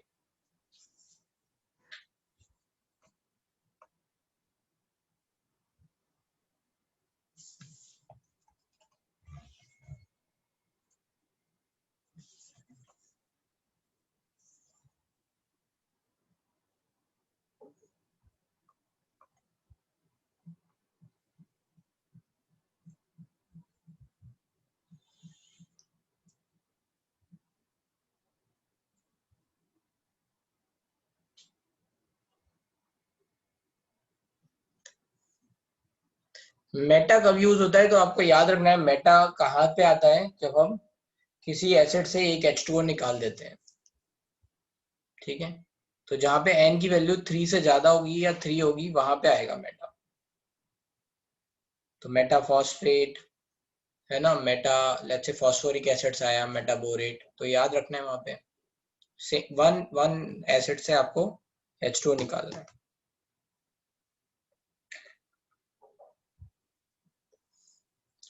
चलो अब आगे चलते हैं, है ना। तो ये तो हो गया नेमिंग, राइट। तो अभी इसको याद रखना, आगे भी कभी कहीं यूज होगा। अब थोड़ा सा समझते हैं इसमें। देखो बहुत छोटा है। इनऑर्गेनिक सॉरी कोवेलेंट कंपाउंड की नेमिंग, कोवेलेंट कंपाउंड की नेमिंग में क्या करते हैं, covalent compound naming we are just writing number also, ठीक है। वहां आइडेंटिफाई करते हैं कि कौन लेस इलेक्ट्रॉन नेगेटिव है, that is going to play, is going to behave as cation, and we are going to say let's say. अच्छा इसमें एक और है, थोड़ा नेमिंग में एक और बात है। जैसे अगर मान लो कुछ केसेस में है ना, आप अगर यहाँ फेरस ऑक्सलेट ना लिखना चाहो इसको, है ना, दिस कंपाउंड, ठीक है। नेमिंग ऑफ यहाँ पे देख ले, बता दे रहा हूँ, नेमिंग ऑफ डी ब्लॉक, है ना, elements, naming of compounds of element, D block element, compounds of D block element. तो जैसे अगर मान लो अगर कहीं पे ये लिखा है FeC2O4, तो इसको ये भी लिख सकते हैं, Fe का होता है आयरन, क्योंकि देखो हर मेटल के लिए तो आपके ये कॉमन नेम है नहीं, फेरस फेरिक ऐसे वाले है ना, क्यूप्रस क्यूप्रिक। जैसे कोबाल्ट है तो कोबाल्ट को तो कोबाल्ट ही लिखोगे, राइट। जैसे जब भी ऐसा होता है तो फिर हम क्या करते हैं, जो चार्ज होता है, जो इनका नॉर्मल नेम है आयरन, उसके बाद इसका चार्ज लिख देते हैं 2, and then we are going to write oxalate. जैसे कहीं पे लिखा है CuSO4, तो इसको हम, है ना, क्यूप्रिक सल्फेट भी बोल सकते हैं, और क्या लिख सकते हैं, कॉपर 2 सल्फेट, है ना। So the whatever charge is going to be, जिसको बोलते हैं ऑक्सीडेशन नंबर या चार्ज, जो भी होगा वो यहाँ लिख देंगे। जैसे अगर कहीं पे लिखा हो वॉल्ट, ठीक है, so this is going to be cobalt 2 metaborate. तो बस इसमें कोई कंफ्यूजन ना हो, इसलिए इनकी जो वैलेंसी है वो यहाँ ब्रैकेट में लिख देते हैं। क्यों लिख देते हैं ऐसा, क्योंकि डी ब्लॉक में क्या होता है, वेरिएबल मल्टीपल वैलेंसी होती है, shows multiple valency, multiple valency. तो इसलिए वैलेंसी को मेंशन करना जरूरी है। जैसे अगर यहाँ पे Na होता तो हमें क्लियर था कि उसमें तो +1 होना है, तो अगर आप चाहे लिखो चाहे नहीं भी लिखो कुछ फर्क नहीं पड़ता, है ना। जैसे अगर मान लो यहाँ पे लिखा होता है Na2C2O4, तो आपने नहीं लिखा सोडियम कॉमा ब्रैकेट में 1, है ना, ऑक्सिलेट। क्यों, क्योंकि वहां कंफर्म है कि सोडियम पे +1 ही होने वाला है, लेकिन यहाँ कंफर्म नहीं है, they are showing multiple valencies. यहाँ पे FeC2O4 है, इसलिए आयरन 2 ऑक्सिलेट है। यही कंपाउंड ऐसा भी हो सकता था, Fe, है ना, 3, if it is going to be 3+, so Fe2C2O4 whole thrice, ठीक है। अब ये क्या हो जाता, then it is going to be iron 3 oxalate. समझ में आ रही होगी मेरी बात, आई थिंक, राइट। तो अब यहाँ पे इसमें और इस फॉर्मूले में डिफरेंस है ना, तो यहाँ आयरन 3, इसको हम लिख सकते थे फेरिक ऑक्सिलेट, ये फेरस ऑक्सिलेट है। ओके, तो यहाँ पे वैलेंसी लिखना जरूरी है यार। Shreyas don't divert the topic, है ना, मैं बताऊंगा आगे कि ये क्यों मल्टीपल है ना, बट अभी आप यहाँ पे ध्यान दो, राइट। और ये बात आपको पता है कि डी ब्लॉक के एलिमेंट्स में मल्टीपल वैलेंसी होती है, okay. So this is going to be, just remember it, है ना, क्यूप्रस क्यूप्रिक ऐसे हर बार नहीं लिख सकते, है ना। तो कोबाल्ट है जैसे, तो कोबाल्ट के लिए तो बस हम कोबाल्ट ही लिख सकते हैं। तो ये आ गई बात, ठीक है। अब चलते हैं थोड़ा आगे, है ना, naming of let's say covalent compound.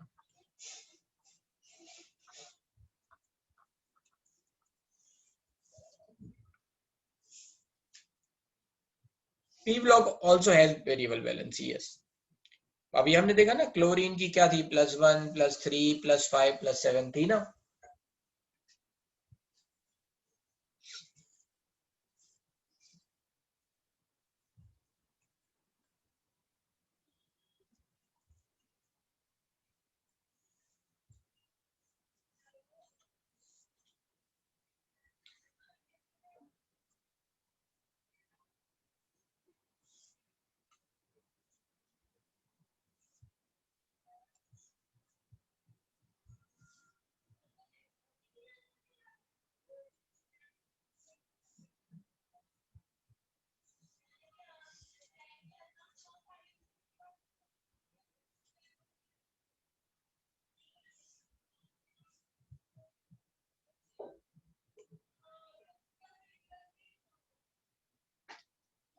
Iron Fe को क्या बोलते हैं? आयरन ना, जैसे Na को क्या बोलते हैं? सोडियम।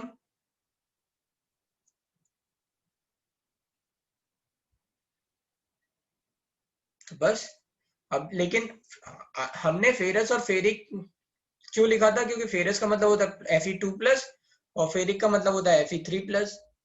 बट अगर हमें वो वाला नेम ना लिखना हो तो हमें क्या करेंगे? केवल और केवल ऑक्सीडेशन नंबर या फिर जो चार्ज आ रहा है वो लिख देंगे आप ब्रैकेट में। नेमिंग ऑफ कोवेलेंट कंपाउंड में क्या होता है? नेमिंग ऑफ कोवेलेंट कंपाउंड में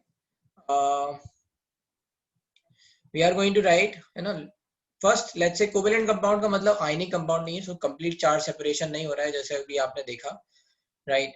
तो यहाँ पे आपको क्या करना पड़ेगा? यू हैव टू थिंक कि भाई क्या यहाँ पे बन रहा है ना। So this is going to be, let's say अगर मैं बोलूँ कि मैं पहले एग्जांपल ले लेता हूँ कार्बन डाइऑक्साइड का ही, तो CO2। तो इसमें पहले आपको देखना है कि लेस इलेक्ट्रॉन नेगेटिव और मोर इलेक्ट्रॉन नेगेटिव कौन है। तो इस पे आएगा डेल्टा पॉजिटिव एंड इस पे आएगा डेल्टा नेगेटिव। तो ये बिहेव्स एज कैटायन, है ना।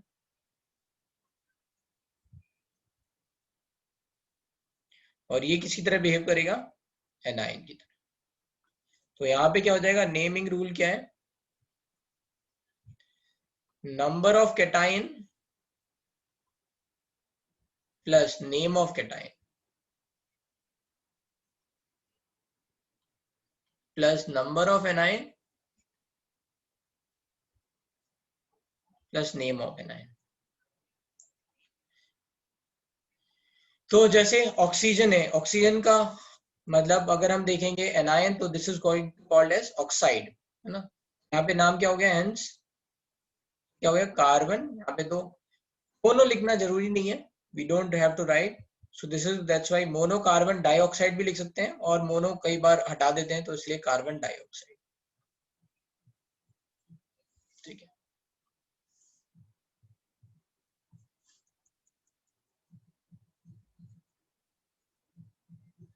ऑक्सिलेट, सल्फेट, मेटाबोरेट कैसे मालूम पड़ेगा? तो अभी क्या समझाया था, जैसे मान लो कहीं लिखा है सल्फेट, ये पता है आपको, पता ही नहीं है ये सल्फेट है, तो पहले इसमें 2 माइनस है, सो पहले 2 हाइड्रोजन जोड़ो।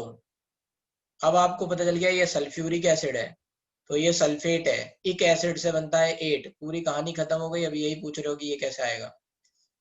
फिर क्या पूछा तुमने? बोरेट कैसे पता चलेगा? मेटाबोरेट तो लिख लो भाई, बोरेट आपको नहीं पता है मान लो, ये Ba2- है, सोचो ये कहाँ से बना होगा? HBO2 से। अब HBO2 कहाँ से आया होगा ये? फिर आप थोड़ा दिमाग लगाओ, इसमें HBO2 हमने देखा नहीं है, बट H3BO3 देखा है। तो ये बोरिक एसिड हो गया, ये मेटाबोरिक एसिड हो गया, तो ये मेटाबोरेट हो गया। समझ गए आयुष?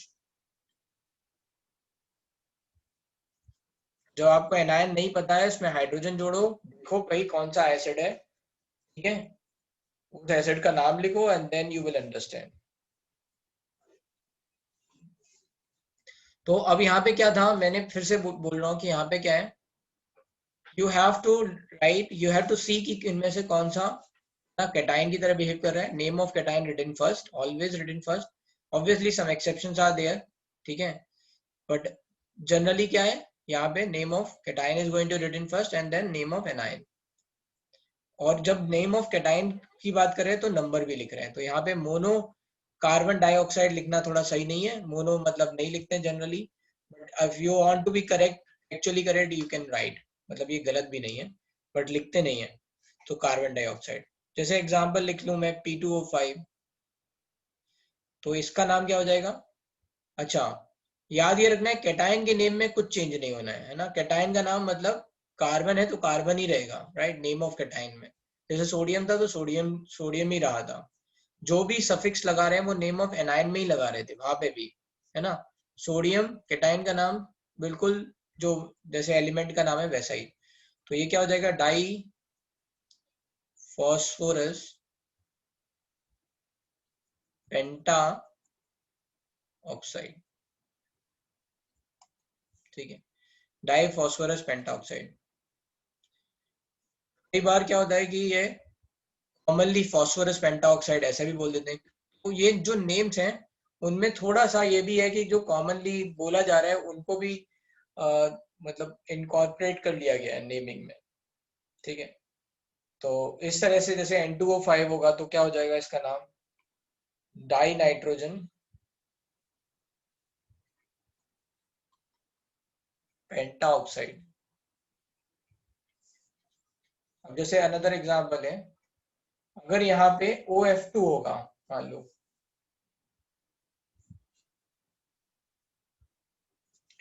ठीक है, तो यहाँ पे याद रखना है कि ऑक्सीजन और फ्लोरीन में फ्लोरीन ज्यादा इलेक्ट्रॉन नेगेटिव है, so this is going to be negative and oxygen is going to be positive, है ना। आप इसको फ्लोरीन ऑक्साइड मतलब ऐसा ना लिख दो, है ना, इसीलिए मैंने OF2 लिखा है, remember fluorine is going to be more electron negative, so this is going to be oxygen difluoride.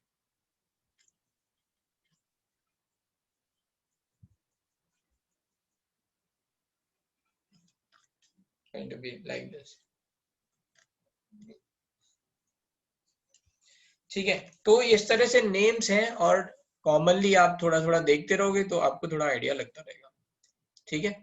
चलो नेमिंग हम यहाँ पे खत्म कर रहे हैं। ऑब्वियसली नेमिंग बहुत बड़ा टॉपिक है, बहुत सारे नेम लिख सकते हैं हम, बट आई वांट कि जब भी आप you come across something then you try to understand the name rather than mugging up that the name, कि आपने याद कर लिया ये है, तो मग अप करने से नहीं होगा, फिर क्या होगा, आप हमेशा कंफ्यूज ही रहोगे। कभी कभी क्वेश्चन ऐसे होते हैं जिन्हें फॉर्मूला नहीं दे रखा होता है, देन आपको बैलेंसिंग करनी है, कुछ भी करना है, राइट, तो आपको फॉर्मूला नहीं दे रखा है, केवल लिखा हुआ है ये इससे रिएक्ट कर रहा है, तो it is going to makes very difficult, ठीक है।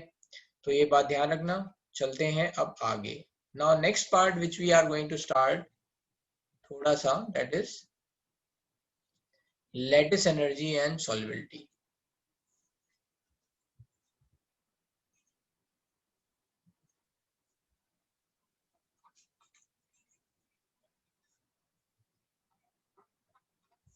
ठीक है, तो एक्चुअली में लैटिस एनर्जी क्या होती है, what is the lattice energy. तो अगर हम सिंपल लैंग्वेज में सोचें कि कोई भी जैसे मान लो आयनिक सॉलिड है, उसको कंप्लीटली ब्रेक कर दें हम, है ना, उसके गैसेस आयंस में, है ना, that is going to be opposite of lattice energy. Actually में लैटिस एनर्जी ये होती है, राइट, कि अगर एक मोल गैसियस आयन कॉन्स्टिट्यूट करके एक 1 मोल आयनिक कंपाउंड बना रहे हैं तो जितनी एनर्जी रिलीज होगी that is lattice energy. But इसको निकालना डिफिकल्ट होता है, इसलिए इनडायरेक्टली निकालते हैं, इसको निकाल लेते हैं, माइनस साइन लगा देंगे। तो लैटिस एनर्जी दोनों डेफिनेशन में समझा देता हूं। पहला है energy required to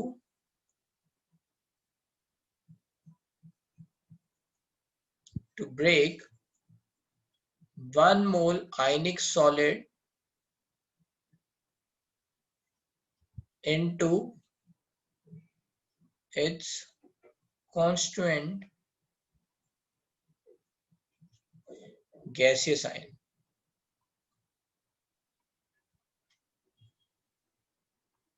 is called lattice energy, ठीक है। और ये remember this, lattice energy is always negative, है ना, so this is always negative. तो ये एनर्जी हम, है ना, ये एनर्जी हम निकाल नहीं सकते हैं, तो इसलिए हम डायरेक्टली इससे निकाल रहे हैं, इसको तोड़ रहे हैं। कोई जैसे मान लो आयनिक सॉलिड है ना, आयनिक सॉलिड को नेक्स्ट चैप्टर नहीं है अभी ये, बस बीच में कुछ है, फिर दोबारा भी आएगा, तो फिर वहां पे थोड़ा याद रखना है, अभी बस डेफिनेशन दे रहे हैं। तो जैसे एक कोई जब आयनिक सॉलिड है, मान लो 1 मोल NaCl लिया आपने और उसको एक एनर्जी देना चालू किया, सो दैट, है ना, उसकी वेपर्स बनने लग जाए NaCl की, राइट। तो NaCl की वेपर्स बनेंगी तो फिर वहां पे क्या होगा, ये Na+ और Cl- में ब्रेक होने लग जाएगा, राइट। तो जो एनर्जी दोगे आप, वो आप कैलकुलेट कर सकते हो या नहीं, यस, यू कैन कैलकुलेट कितनी एनर्जी आपने दी, how much energy you have given, like this. So energy required to break 1 mole ionic solid into its constituent ion, है ना। फिर से मैंने बोला कि ये ऑलवेज नेगेटिव है, ये आपको पता नहीं है, आपको नहीं पता कि यहाँ कितना एनर्जी रिलीज हुई, तो आपने क्या किया, आपने उल्टा कर लिया, आपने बोला कि यहाँ कितनी एनर्जी देनी पड़ी उतनी एनर्जी तो रिलीज होगी, so that is going to be your lattice energy with negative sign। तो एक तो ये हो गया, समझ में आई बात मेरी बात। जैसे आपको नहीं पता आप A से B जा रहे हो, आपके कितने ना आप चले, है ना, you don't know, let's say you are just walking, you don't know You went from A to B just by walking. You don't know how much, let's say, kilometer is there. But अब आप वापस आए तो आपने motorcycle ले ली, let's say. Now you can measure ये यहाँ पे कितना है, तो आपको पता चल जाएगा ना ये कितना था, right? So that's how we will remember. ठीक है? Now और हम क्या लिख सकते हैं? Energy released when one mole of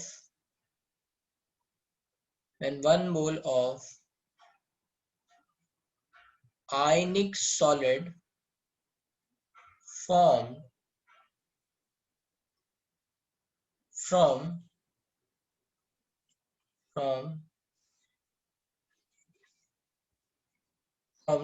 by arranging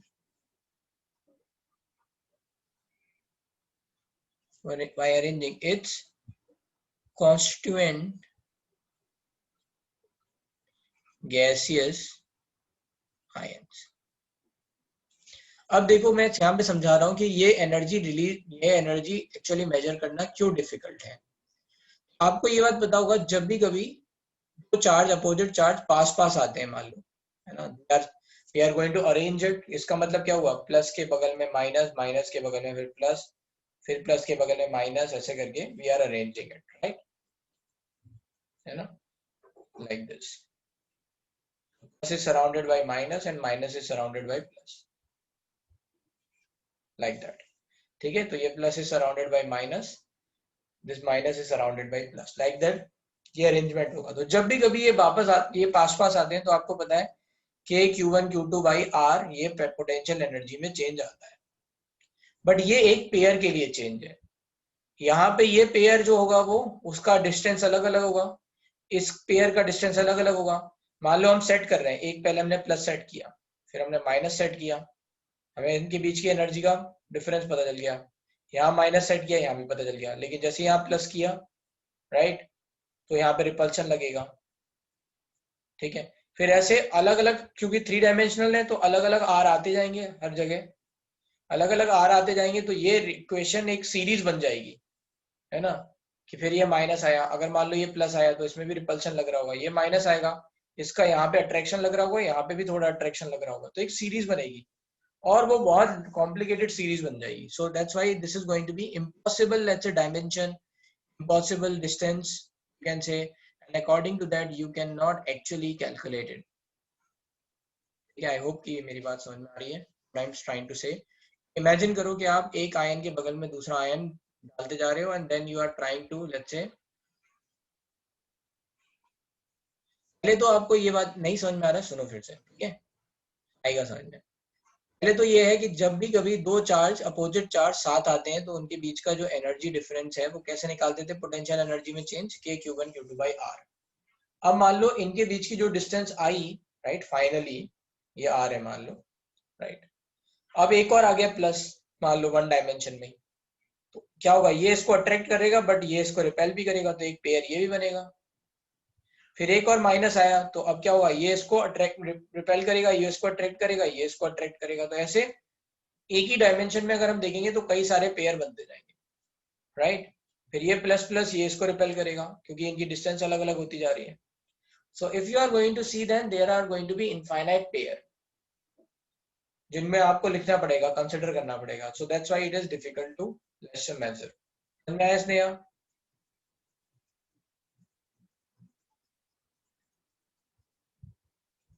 कोई दिक्कत?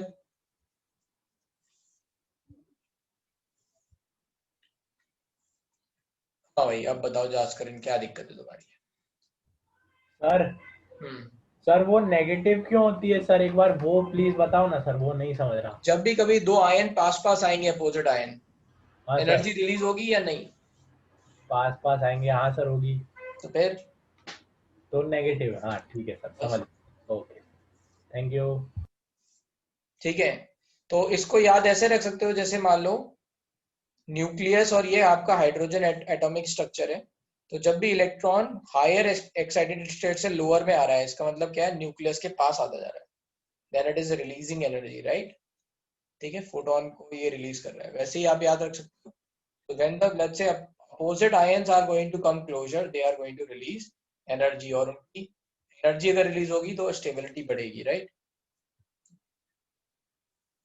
तो आई थिंक ये आपको समझ में आ गया, ठीक है। ये हो गया लैटिस एनर्जी। अब इसमें आता है एक सॉल्वेशन एनर्जी।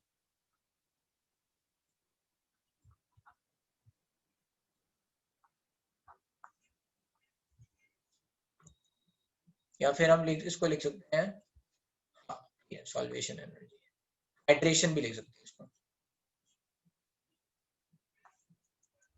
अगर डिफरेंट लेट्स से अगर डिफरेंट सॉल्वेंट है तो सॉल्वेशन एनर्जी, अगर वाटर है तो आप हाइड्रेशन एनर्जी भी लिख सकते हो। ये मैं बता चुका हूं हालांकि। तो होता क्या है, हाइड्रेशन एनर्जी क्या होता है, delta H hydration energy is nothing but hydration of cation plus hydration of anion. तो जैसे मान लो NaCl आपने गैसियस आयन लिए और इसको पानी में डाल दिया, तो this is converting into Na plus aqueous. whatever energy is going to release, that is called hydration energy of cation, that is going to be negative। इसी तरह से अगर मैंने यहाँ पे Cl माइनस लिया गैसेस आयन और इसको पानी में डाल दिया, this is going to be Cl minus aqueous, then this is going to be delta H, है ना। ये कैटायन का मतलब यहाँ पे Na प्लस हो गया, this is anion,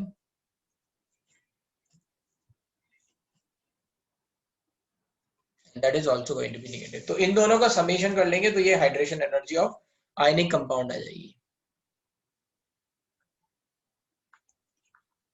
ठीक है। तो जैसे एग्जांपल अगर हम लिखेंगे, हेंस हो जाएगा, hence delta H hydration energy of NaCl is nothing but delta H hydration energy of Na plus plus delta H hydration energy of Cl minus. तो दोनों आयन का जो भी एनर्जी रिलीज होगा उसका समेशन ले लेते हैं, ठीक है। अब ये हाइड्रेशन एनर्जी किस पे डिपेंड करती है, I have told you, hydration energy is proportional to charge by size ratio. ये मैंने आपको कैसे समझाया था, K(Q1 Q2 by R) से। तो चार्ज बढ़ेगा, है ना, तो ये पोटेंशियल एनर्जी जो निकल रही है, जो एनर्जी रिलीज हो रही है वो बढ़ेगी, और साइज घटेगा तो भी बढ़ेगी, है ना। सो that's why charge by size ratio से हम देखते हैं, ठीक है। Both the ions negatively charge, मैंने नेगेटिव लिख दिया है क्या, नहीं तो बोथ नेगेटिव क्यों होंगे, Na प्लस से पानी, Na प्लस एक्वस का मतलब क्या हुआ, Na plus is surrounded by water, is surrounded by water molecule. अब मैं पहले बता चुका हूं ये बात, राइट।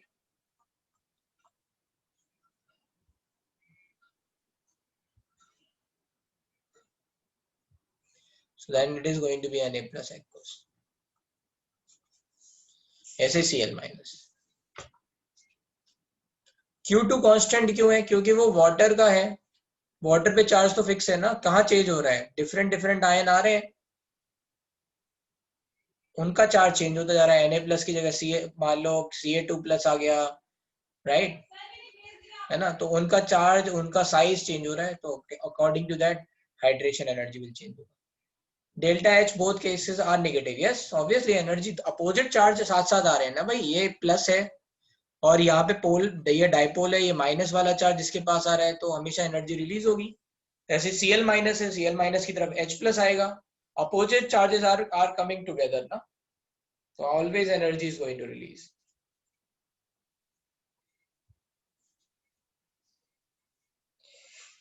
ठीक है, तो ये आई थिंक ये बात समझ में आ रही है। अब चलते हैं नेक्स्ट सॉल्युबिलिटी पे। सॉल्युबिलिटी, अब इससे थोड़ा बस कॉन्सेप्ट अभी बता रहे हैं, फिर आगे समझाएंगे। तो अगर मान लो NaCl सॉलिड को NaCl Na प्लस एक्वस ये ब्रेक करना है, मान लो ये आयन आपका बिल्कुल ब्रेक हो गया, तभी तो ये आयन दिख नहीं रहा है आपको, है ना। अगर मान लो NaCl को हमने पानी में डाला, then it is going to convert into Na plus aqueous Cl minus aqueous. तो इस पूरी रिएक्शन में क्या होगा, मतलब ये what is the this delta H reaction की, ये क्या होगा, है ना, what is going to be. तो ये क्या होगा कि पहले हम NaCl को Na प्लस और Cl माइनस में तोड़ दें, क्योंकि ये लैटिस एनर्जी है ना, नेगेटिव ऑफ लैटिस एनर्जी। यहाँ पे डेल्टा H पॉजिटिव है, दिस इज, है ना, या फिर अपोजिट ऑफ, है ना, minus delta H lattice energy which is going to be positive. And यहाँ पे ये एनर्जी क्या होगी, this is going to be delta H hydration energy. तो इन दोनों का समेशन क्या हो जाएगा, delta H reaction is nothing but, आपको ये नहीं पता है कि ये कहाँ कितना है, बट आपको ये पता है कि ये कितना है और ये कितना है। So you can write delta H reaction is nothing but delta H lattice energy, that is minus of delta lattice energy। कई बार क्या करते हैं, इसको मॉड के साथ लिख लेते हैं, तो lattice energy भी चलेगा, बस आपको याद रखना है कि ये साइन पॉजिटिव है। प्लस अभी मैं माइनस के थ्रू लिख रहा हूँ क्योंकि आपको कंफ्यूजन ना हो, ठीक है, प्लस हाइड्रेशन एनर्जी। ये वैल्यू क्या है, नेगेटिव है।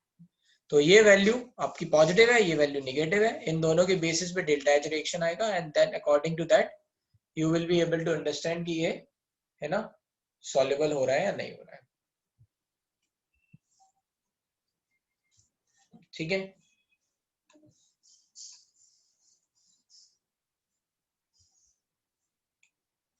बोलो लास्ट करनी है। सर तो मतलब solubility is minus of minus that lattice energy, है ना सर। Plus hydration energy. हाँ सर, समझ गया। ओके, तो सर वहाँ पे मतलब वो पॉजिटिव ही हो जाएगा ना, देखा जाए तो। ये वैल्यू पॉजिटिव है, ये वैल्यू नेगेटिव है, तो इस बेसिस पे पता डिपेंड करेगा। तो एक्चुअल में जितनी ज्यादा ये वैल्यू नेगेटिव आएगी उतना ज्यादा स्पॉन्टेनियस, डेल्टा H नेगेटिव मैंने बताया था ना, स्पॉन्टेनियस रिएक्शन है, तो ये तुरंत ब्रेक हो जाएगा। हाँ सर। ये वैल्यू जितनी नेगेटिव होती जाएगी उतना स्पॉन्टेनियस, ये वैल्यू जितनी ज्यादा पॉजिटिव होती जाएगी उतनी मतलब लेस स्पॉन्टेनियस, राइट, ऐसा होगा। हाँ सर। तो इसके बेसिस पे सॉल्युबिलिटी बताएंगे आपको नेक्स्ट क्लास में। यस, बोलो धनी। Hello sir. सर वो फॉर्मूला आपने के Q1 Q2 बाय R लिखा है ना सर, और थोड़ा सा ऊपर स्क्रॉल कीजिए ना।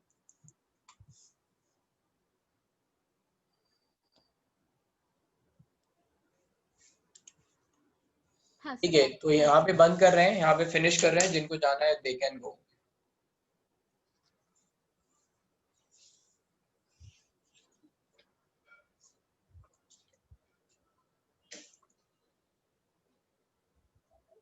बॉन्ड डाइवर्ट साइकिल ये नहीं होता है,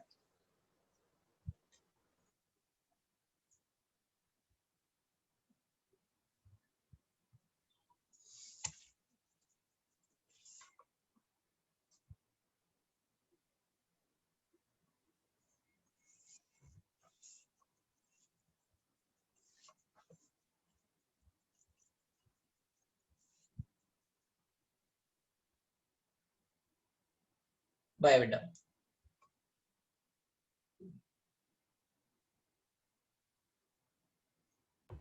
सर। हाँ सर मेरे को दो डाउट है सर, मैं पूछूं। सर पहला तो इनर्ट पेयर इफेक्ट क्या होता है सर।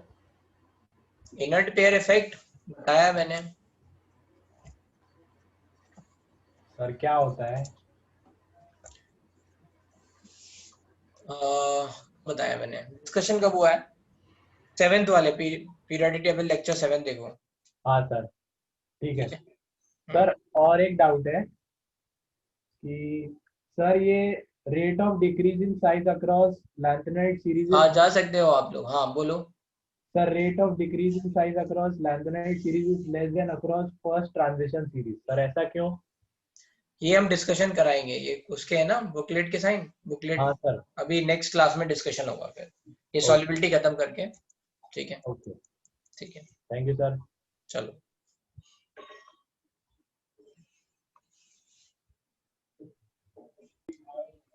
सर आपने बताया था कि rate of change of lanthanide series ज्यादा है ना। अभी मैंने कहा ना कि हम करेंगे उसको डिस्कशन, अभी छोड़ दो, बाकी आधे लोग चले गए हैं, फिर वही यही, ठीक है। ओके सर, थैंक ओके, चलो बाय, टेक केयर।